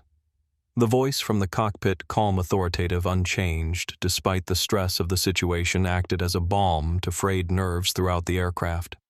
It wasn't just the content of the message, but the delivery that mattered. The steady confidence communicated more powerfully than words alone could have. In row 15, Richard Thornton found himself listening to Elijah's voice with a new emotion emerging through his fear and shame. Gratitude. Simple human gratitude for the skill that was keeping them all safe, for the competence he had failed so catastrophically to recognize hours earlier. The aircraft continued its journey westward, the violent turbulence gradually giving way to gentler movements, then to the smooth cruise that passengers had taken for granted before entering the weather system. The immediate danger was passing, but its impact, particularly on one investment banker's worldview, would continue long after Flight 627 touched down in San Francisco. "Ladies and gentlemen, this is Captain Reynolds again."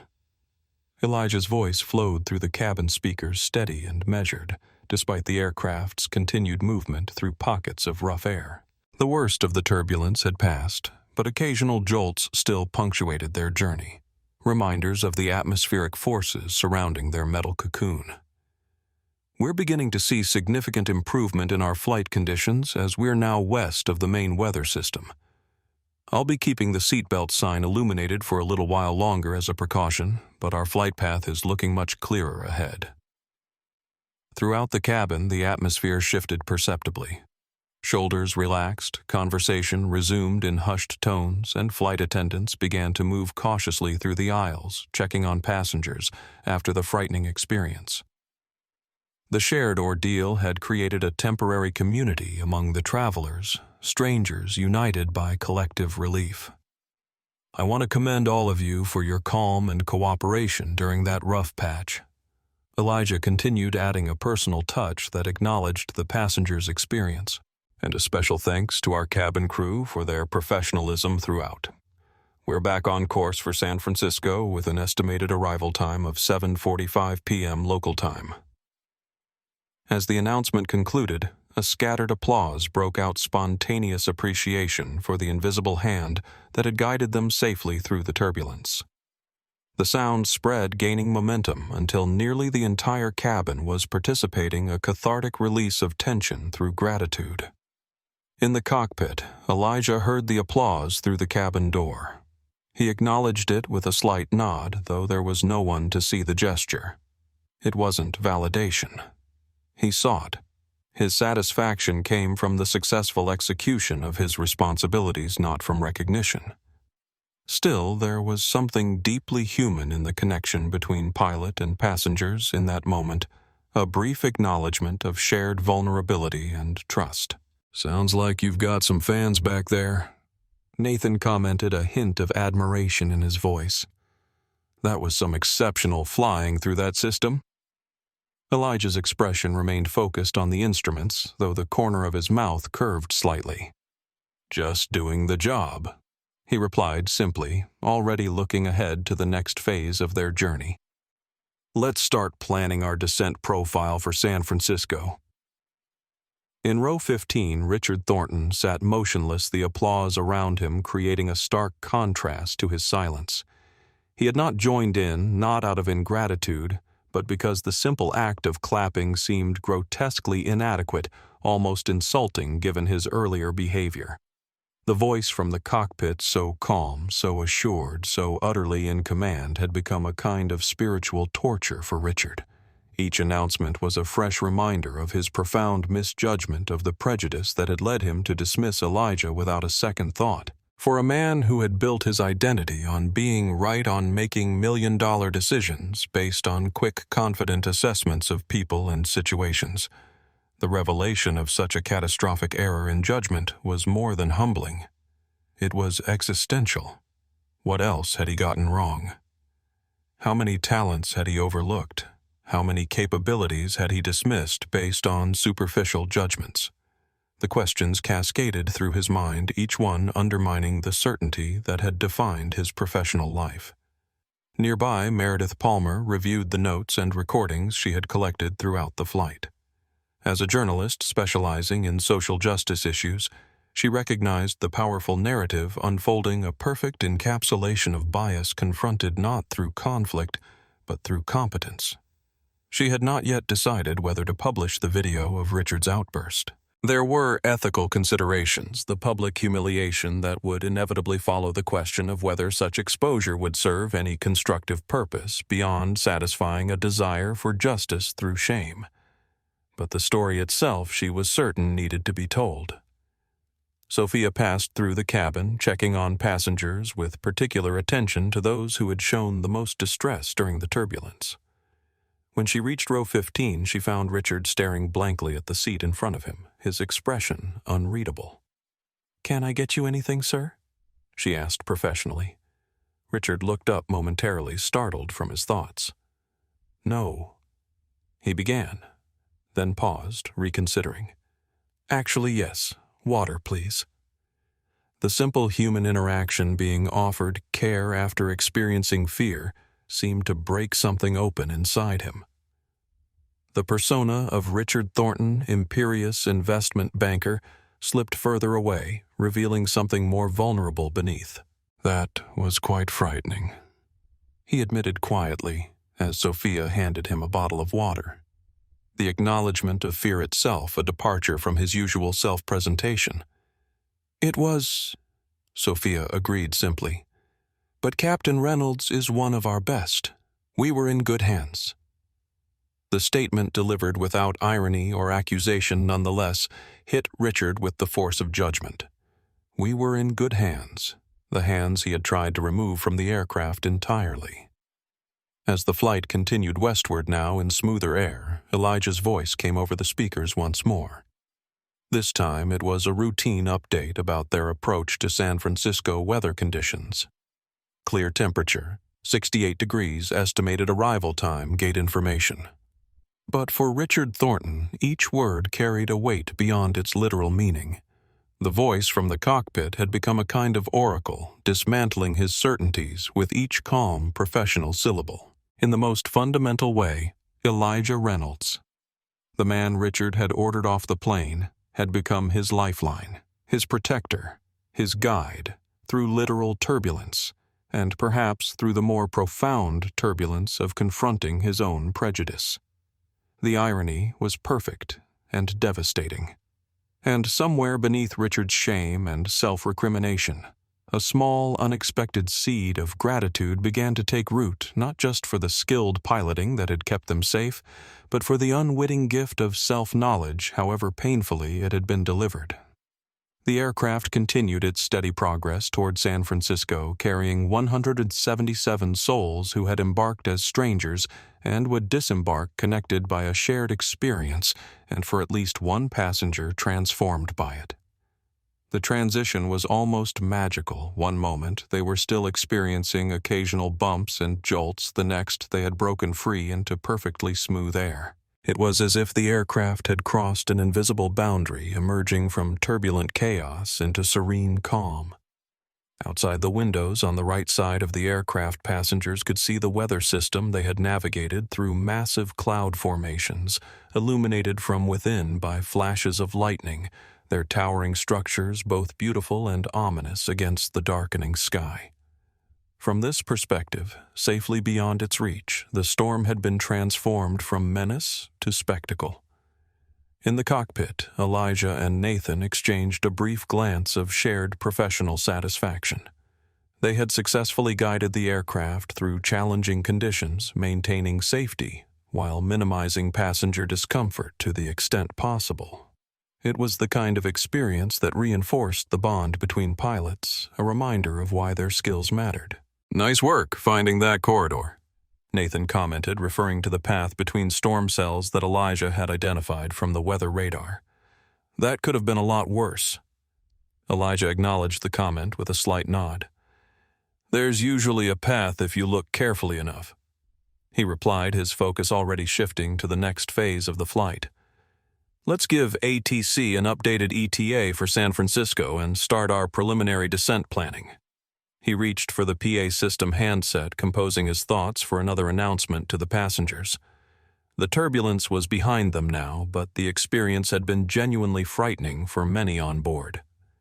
Acknowledging this reality was an important part of maintaining trust and restoring confidence. "Ladies and gentlemen, this is Captain Reynolds." He began, his voice carrying the same steady assurance it had maintained throughout the flight. "I'm pleased to tell you that we've cleared the weather system and are now in smooth air. You can see the storm out the right side of the aircraft, quite a spectacular view from a safe distance." Throughout the cabin, passengers turned to look out the windows, many taking photos of the dramatic cloud formations now safely behind them. The shared relief was palpable, creating a temporary sense of community among strangers, bound together by the experience they had just survived. "I'll be keeping the seatbelt sign on for a few more minutes as a precaution," Elijah continued.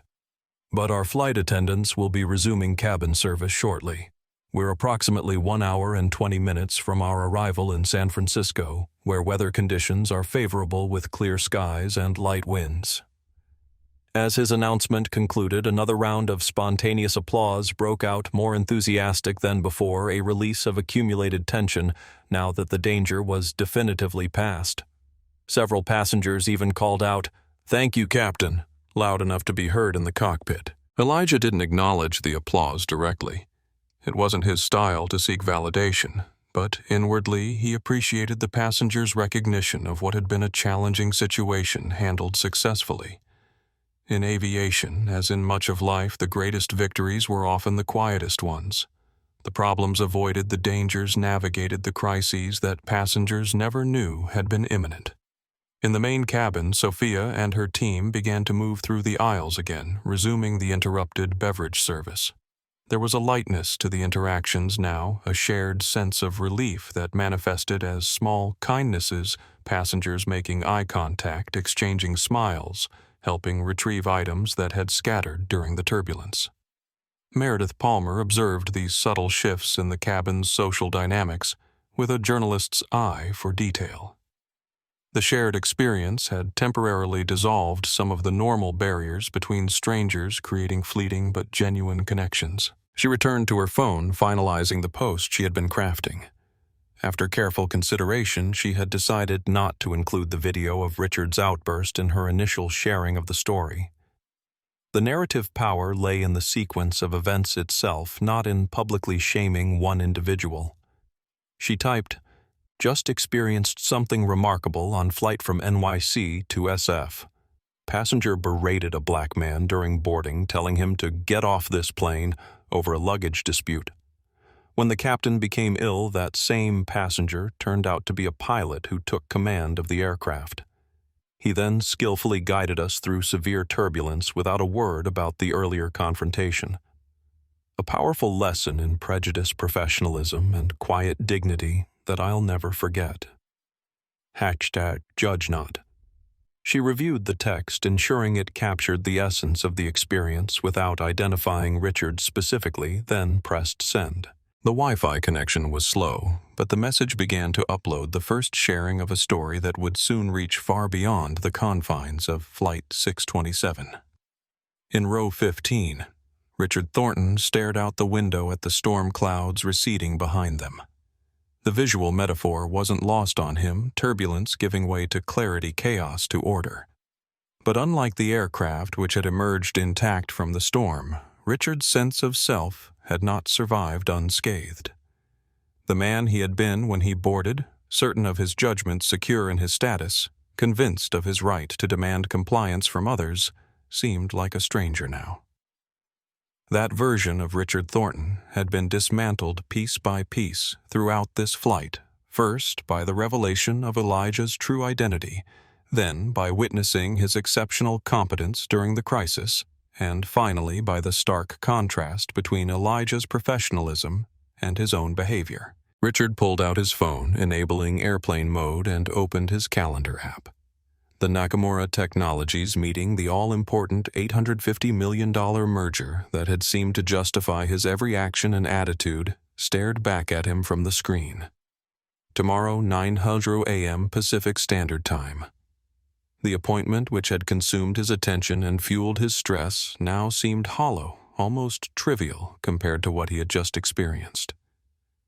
What did million-dollar deals matter when measured against basic human dignity, against the responsibility of keeping 177 souls safe in a metal tube hurtling through violent skies? He closed the calendar app and instead opened his email. The inbox was flooded with messages from colleagues, clients, and the Nakamura team, all marked urgent, all demanding his attention. 24 hours ago, these messages would have seemed like the most important things in the world. Now they barely registered. Instead, Richard found himself composing a new message. The recipient field remained empty. He wasn't yet sure who should receive it or if it would ever be sent. But the words began to flow. "Today I witnessed something in myself that I never wanted to see. I treated another human being as less than human based on nothing more than appearance and prejudice. Hours later, that same person saved my life through extraordinary skill and professionalism." He paused, staring at the words on the screen. They felt inadequate, almost offensive in their simplicity. How could mere words address the magnitude of what had transpired? How could any apology suffice for such a fundamental failure of human decency? Richard deleted the draft. Some reckonings couldn't be resolved through email. Some transformations required more than words. As Flight 627 continued its journey westward, now in clear skies and smooth air, the 177 souls aboard moved toward San Francisco at 500 miles per hour. But one passenger was traveling much further on a journey whose destination remained uncertain, but whose departure point would never again be visited. The beautiful A321 approached San Francisco International Airport from the east, beginning its descent over the Bay Area. The late afternoon sun cast a golden glow across the landscape, illuminating the distinctive features of one of America's most recognizable cities, the Golden Gate Bridge spanning the entrance to the bay, the island of Alcatraz sitting stoically in the water, the downtown skyline rising dramatically from the peninsula. In the cockpit, Elijah and Nathan moved through the approach checklist with practiced precision, their earlier rapport during the turbulence having solidified into the kind of seamless teamwork that characterized the best flight crews. Each call-out was acknowledged, each system verified each adjustment to the flight path executed with fluid coordination. San Francisco approach Transcontinental 627 descending through 10,000 feet information delta. Elijah communicated to air traffic control, his voice carrying the same calm authority it had maintained throughout the flight. Transcontinental 627 San Francisco approach. Descend and maintain 5,000 feet. Expect vectors for the ILS approach to runway 28 right. Descend to 5,000, expect ILS 28. Right. Transcontinental 627. Elijah confirmed, adjusting the aircraft's descent rate accordingly. The sun glinted off the water of San Francisco Bay as the A321 continued its controlled descent. Through the cockpit windows, the city and surrounding landscapes grew more detailed with each passing minute. Highways filled with rush-hour traffic neighborhoods spread across rolling hills, parks offering patches of green amid the urban density. "I'll make the final announcement," Elijah said, reaching for the PA system handset. His voice, when it came over the cabin speakers, carried a note of conclusion, the journey nearly complete, the challenges overcome. "Ladies and gentlemen, this is Captain Reynolds. We've begun our final descent into the San Francisco area and should be landing in approximately 20 minutes. The weather in San Francisco is beautiful this evening. Clear skies, temperature 68 degrees with light winds. Please make sure your seat belts remain fastened, your tray tables are stowed, and your seats are in the upright position for landing. Flight attendants prepare the cabin for arrival." Throughout the aircraft, passengers began the familiar rituals of preparation for landing, stowing electronic devices, gathering personal belongings, making final visits to the lavatories before the seatbelt sign's illumination became non-negotiable. The mood was notably lighter than it had been during the earlier turbulence, a collective sense of relief that the journey was concluding without further incident. In row 15, Richard Thornton sat quietly looking out at the city that was supposed to be the site of his triumph, the culmination of 18 months of negotiations, the $850 million Nakamura merger that would have cemented his legacy in investment banking. Now that professional milestone seemed secondary to the more personal landmark of this flight, the moment his certainty about himself and others had been fundamentally shaken. The aircraft banked gently to the left, aligning itself with the approach path to runway 28 right. The bay shoreline slid beneath them, followed by the suburban neighborhoods that bordered the airport. Elijah's hands moved with subtle precision on the controls, making micro-adjustments to keep the aircraft perfectly positioned on the glide slope that would bring them smoothly to the runway. "Flaps 2, Elijah commanded. "Flaps 2. Nathan confirmed, setting the flap lever to the specified position. "Speed check." Elijah continued, confirming their airspeed was appropriate for the flap setting. "Speed checked," Nathan responded. The choreography continued, flaps to successive settings, landing gear extended, final speed adjustments, all executed with the precision that came from thousands of hours of training and experience. For Elijah, this was the culmination of his professional identity, the manifestation of skills honed over decades of dedication to his craft. At 3,000 feet, with the runway clearly visible ahead, Elijah made his final PA announcement. "Flight attendants, prepare for landing." The simple phrase triggered Sophia and her team to make their final cabin checks, ensuring all passengers were properly seated with belts fastened, all items secured, all preparations complete for the moment when the aircraft would reconnect with the Earth. As they descended through 1,000 feet, the cityscape fell away beneath them, replaced by the approach lights and runway threshold markings growing larger with each passing second. Elijah's hands remained steady on the controls, making minute adjustments to keep the aircraft perfectly aligned with the centerline. In row 15, Richard Thornton gripped the armrests tightly, his body tense as the ground rushed up to meet them. Landing had always been the most stressful part of flying for him, the moment when the illusion of control was most obviously just that, an illusion. But today, that vulnerability carried additional significance. His life quite literally was in Elijah's hands. The man he had berated, the man he had ordered off the plane, now held complete responsibility for bringing the aircraft safely to Earth. The cosmic irony was almost too perfect to be believed, yet here it was unfolding in real time. At 50 feet above the runway, Elijah began the flare maneuver, gently raising the nose to reduce the descent rate and position the aircraft for touchdown. The timing and execution had to be perfect too early, and the aircraft would float down the runway, potentially using too much landing distance. Too late, and the touchdown would be harder than optimal. Elijah's judgment, honed by thousands of landings, was impeccable. The main landing gear contacted the runway with a gentle chirp of rubber meeting concrete, followed seconds later by the nose gear settling softly onto the surface. The perfect landing, what pilots call a greaser, was the final demonstration of skill in a flight that had showcased professional excellence from the moment Elijah took command. The thrust reversers deployed with a roar, helping to slow the aircraft as it rolled down the runway. Gradually, the speed decreased, the forces of deceleration pressing passengers gently against their seat belts.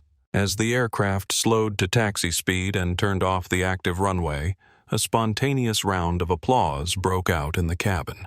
It started with a single passenger near the front, then spread rapidly throughout the aircraft, a genuine, heartfelt expression of appreciation for the journey completed and challenges overcome.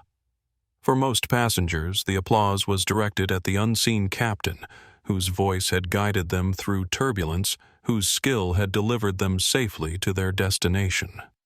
But for those who had witnessed the confrontation during boarding, particularly those seated near rows 14 and 15, the applause carried additional significance.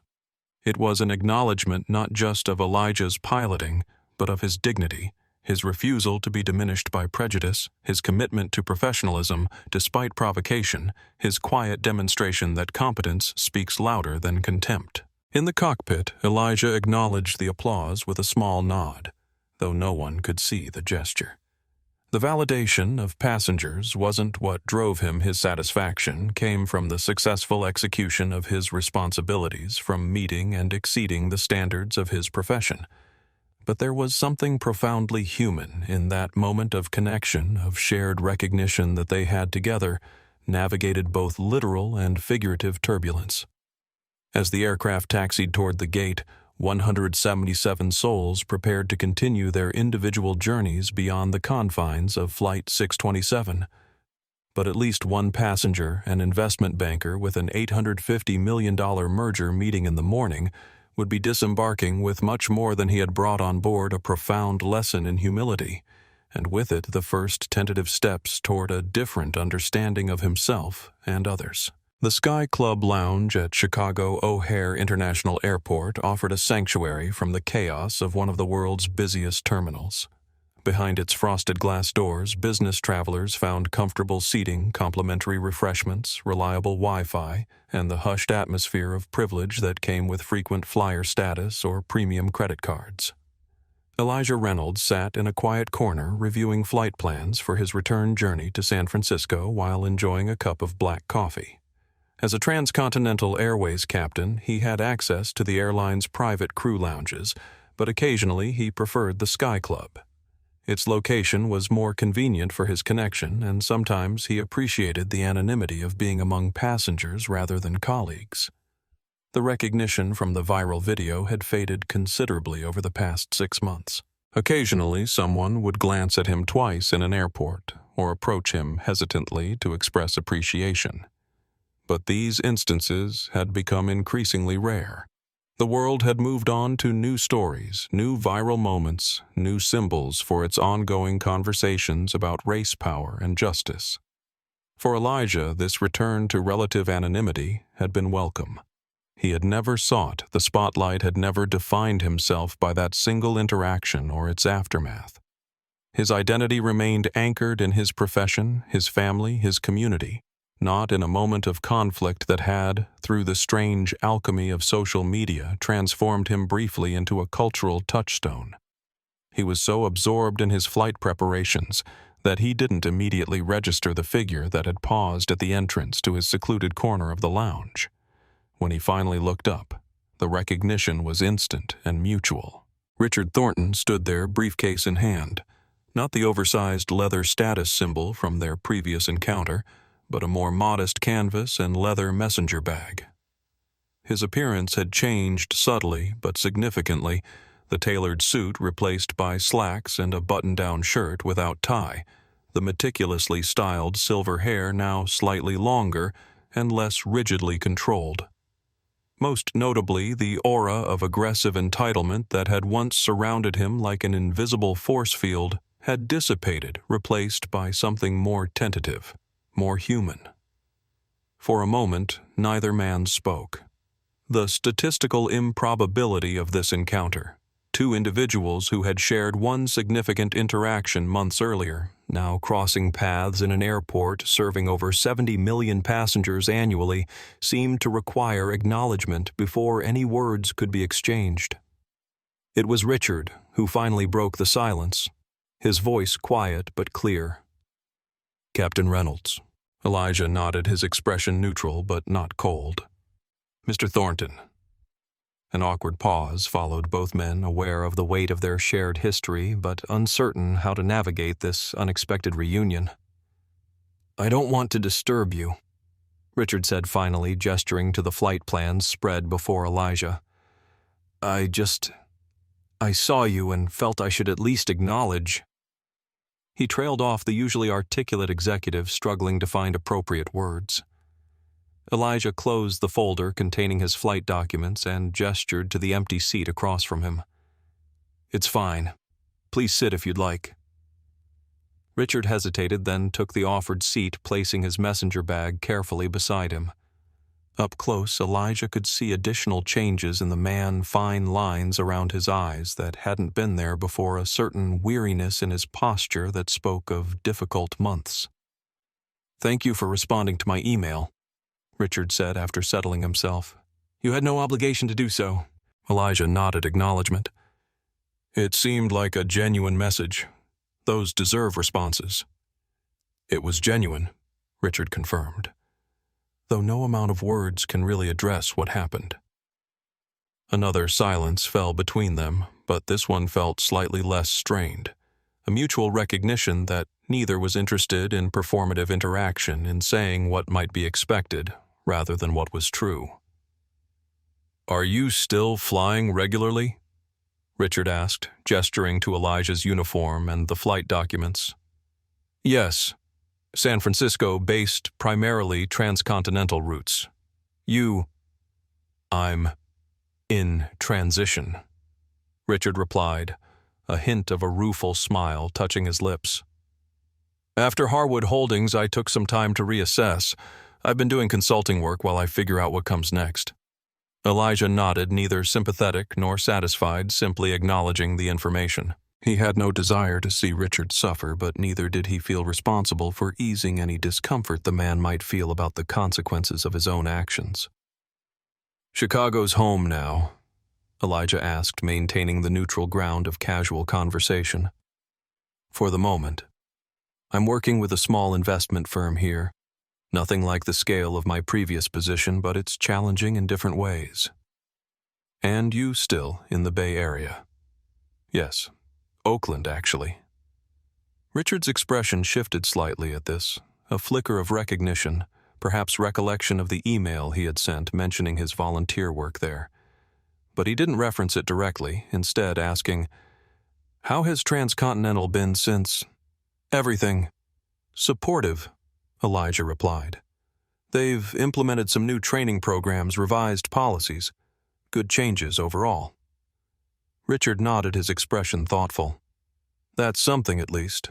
A positive outcome." The conversation lapsed again, both men aware of the elephant in the room, the confrontation that had altered both their lives in such different ways. Richard seemed to be wrestling with whether to address it directly, his fingers tapping lightly against the armrest of his chair. "I've thought about that day hundreds of times," he said finally, his voice lower, more vulnerable than before.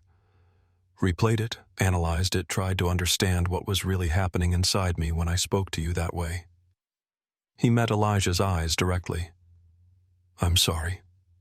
Not just for what it cost me, but for what it revealed about me, and for how it affected you." The apology hung in the air between them, simple, direct, unqualified by excuses or contextualizing. Just 3 words that acknowledged responsibility without seeking absolution. Elijah considered his response carefully.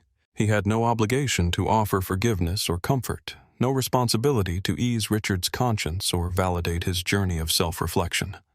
Yet he recognized the courage it took to offer a genuine apology, particularly in a chance encounter that neither could have anticipated or prepared for. "Thank you for saying that," he replied finally. "I appreciate it." It wasn't forgiveness exactly, but it was acknowledgement, recognition of the human effort behind the words, respect for the difficult work of confronting one's own failings. Richard nodded, accepting the response without pushing for more. "Your email mentioned we're all works in progress. That's been a helpful frame for me these past months. Less self-flagellation, more focus on actual change." "That's generally more productive." Elijah agreed, his tone softening slightly. The airport announcement system interrupted their conversation, announcing the boarding of transcontinental flight 358 to San Francisco, Elijah's flight. "That's me," he said, gathering his documents and rising from his seat. "I should get to the gate." Richard stood as well, extending his hand after a brief hesitation. "Safe travels, Captain Reynolds." Elijah accepted the handshake, brief, professional, neither overly warm nor pointedly cool. "You as well, Mr. Thornton." As Elijah turned to leave, Richard called after him softly. "For what it's worth, I'm glad it was you in the cockpit that day." Elijah paused, considering this. "Just doing my job," he replied. But there was a hint of something lighter in his tone, not quite humor, but a small acknowledgement of the cosmic irony they had both experienced. With a final nod, he departed, moving through the lounge with the purposeful stride of a pilot heading to command an aircraft focused, prepared, entirely at home in his professional identity. Richard remained standing for a moment, watching him go. Then he returned to his seat, opened his messenger bag, and removed a tablet displaying a proposal for a new community investment fund focused on creating pathways to aviation careers for underrepresented youth. The chance encounter, brief, awkward, but ultimately human, had changed nothing concrete about either man's circumstances. Yet as they moved in their separate directions through the vast, impersonal space of O'Hare International Airport, both carried with them a small sense of completion of a circle not quite closed, but at least acknowledged. In the grand scheme of their lives, Flight 627 had been just one day, one interaction, one moment of connection and conflict. But in its aftermath, both had been forced to confront truths about themselves and others that might otherwise have remained comfortably unexamined. And perhaps that, more than any public narrative or viral lesson, was the true significance of what had happened between them. Not the dramatic moments captured on video, but the quieter, more private reckonings that followed when the cameras stopped rolling and the real work began. The cockpit of the Airbus A321neo gleamed with the pristine newness of recently delivered aircraft.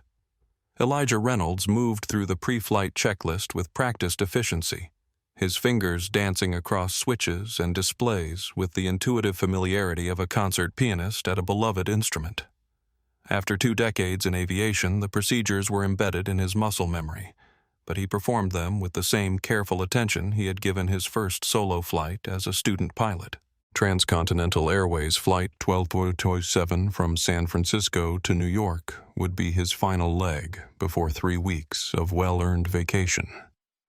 The past year had brought both challenges and opportunities: a promotion to fleet training, captain increased responsibilities in developing the airline's enhanced crew interaction protocols, occasional speaking engagements that he carefully limited to aviation audiences rather than broader public forums.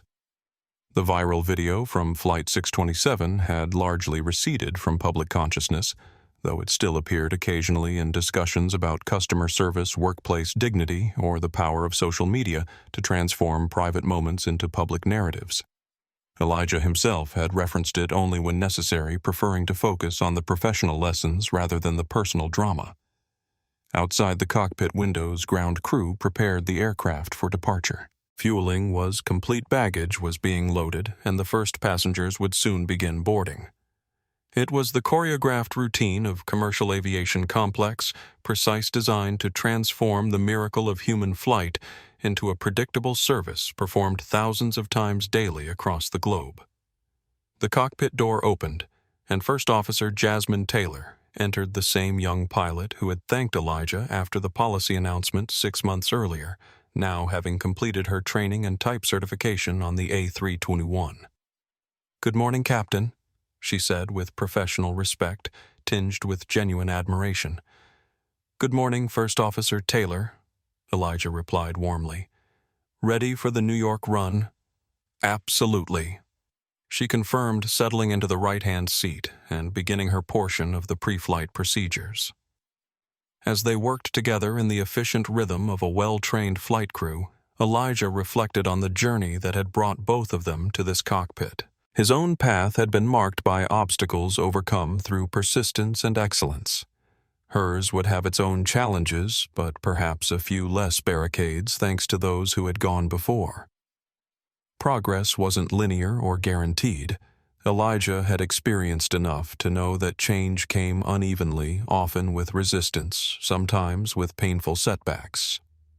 But sitting beside this promising young pilot, preparing to command an aircraft that would carry 183 souls across the continent, he felt a quiet optimism about the arc of possibility that extended beyond his own career. The boarding process began, passengers filing onto the aircraft with the usual mixture of anticipation, resignation, and routine.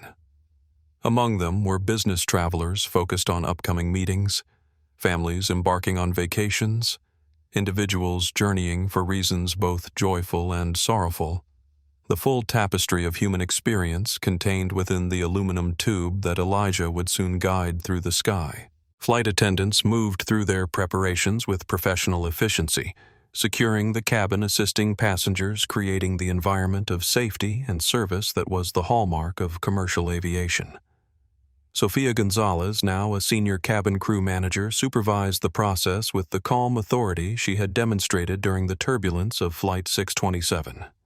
When the cabin was secured and all systems ready, Elijah picked up the PA handset, preparing to make his standard pre-flight announcement. As he looked out at the clear California sky that would soon become his domain, a thought occurred to him, not profound or dramatic, but quietly significant in its simplicity.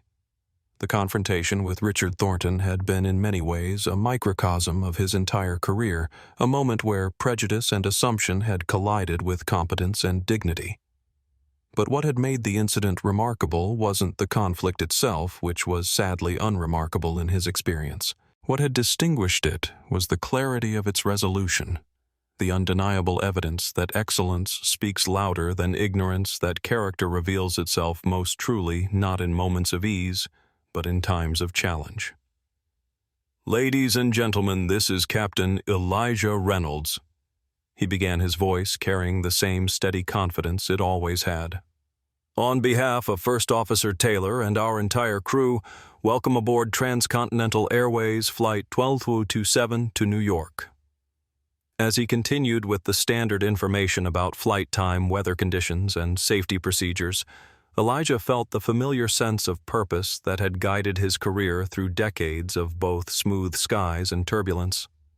The path hadn't always been easy, but it had led him here to this cockpit, this responsibility, this opportunity to demonstrate through daily excellence that true authority comes not from position or privilege, but from competence, character, and the quiet dignity of doing one's job well. The aircraft pushed back from the gate engines, spooling up with their characteristic whine, the complex systems responding to Elijah's commands with precision and power.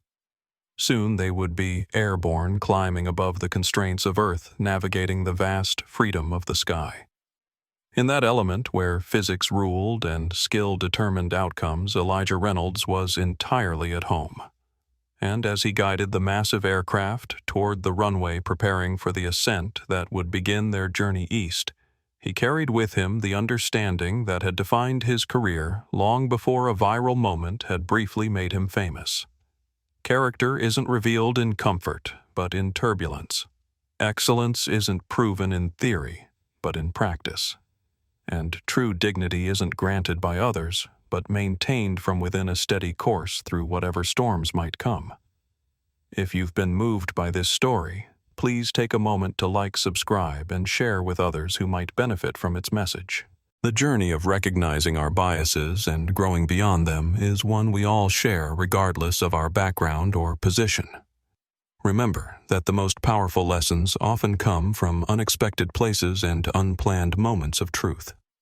In a world that sometimes seems divided by superficial differences, stories like this remind us of our shared humanity and capacity for growth. Thank you for joining us on this flight of reflection and transformation. Until next time, may your own journey be filled with the courage to face your turbulence with dignity and the wisdom to recognize excellence wherever it appears.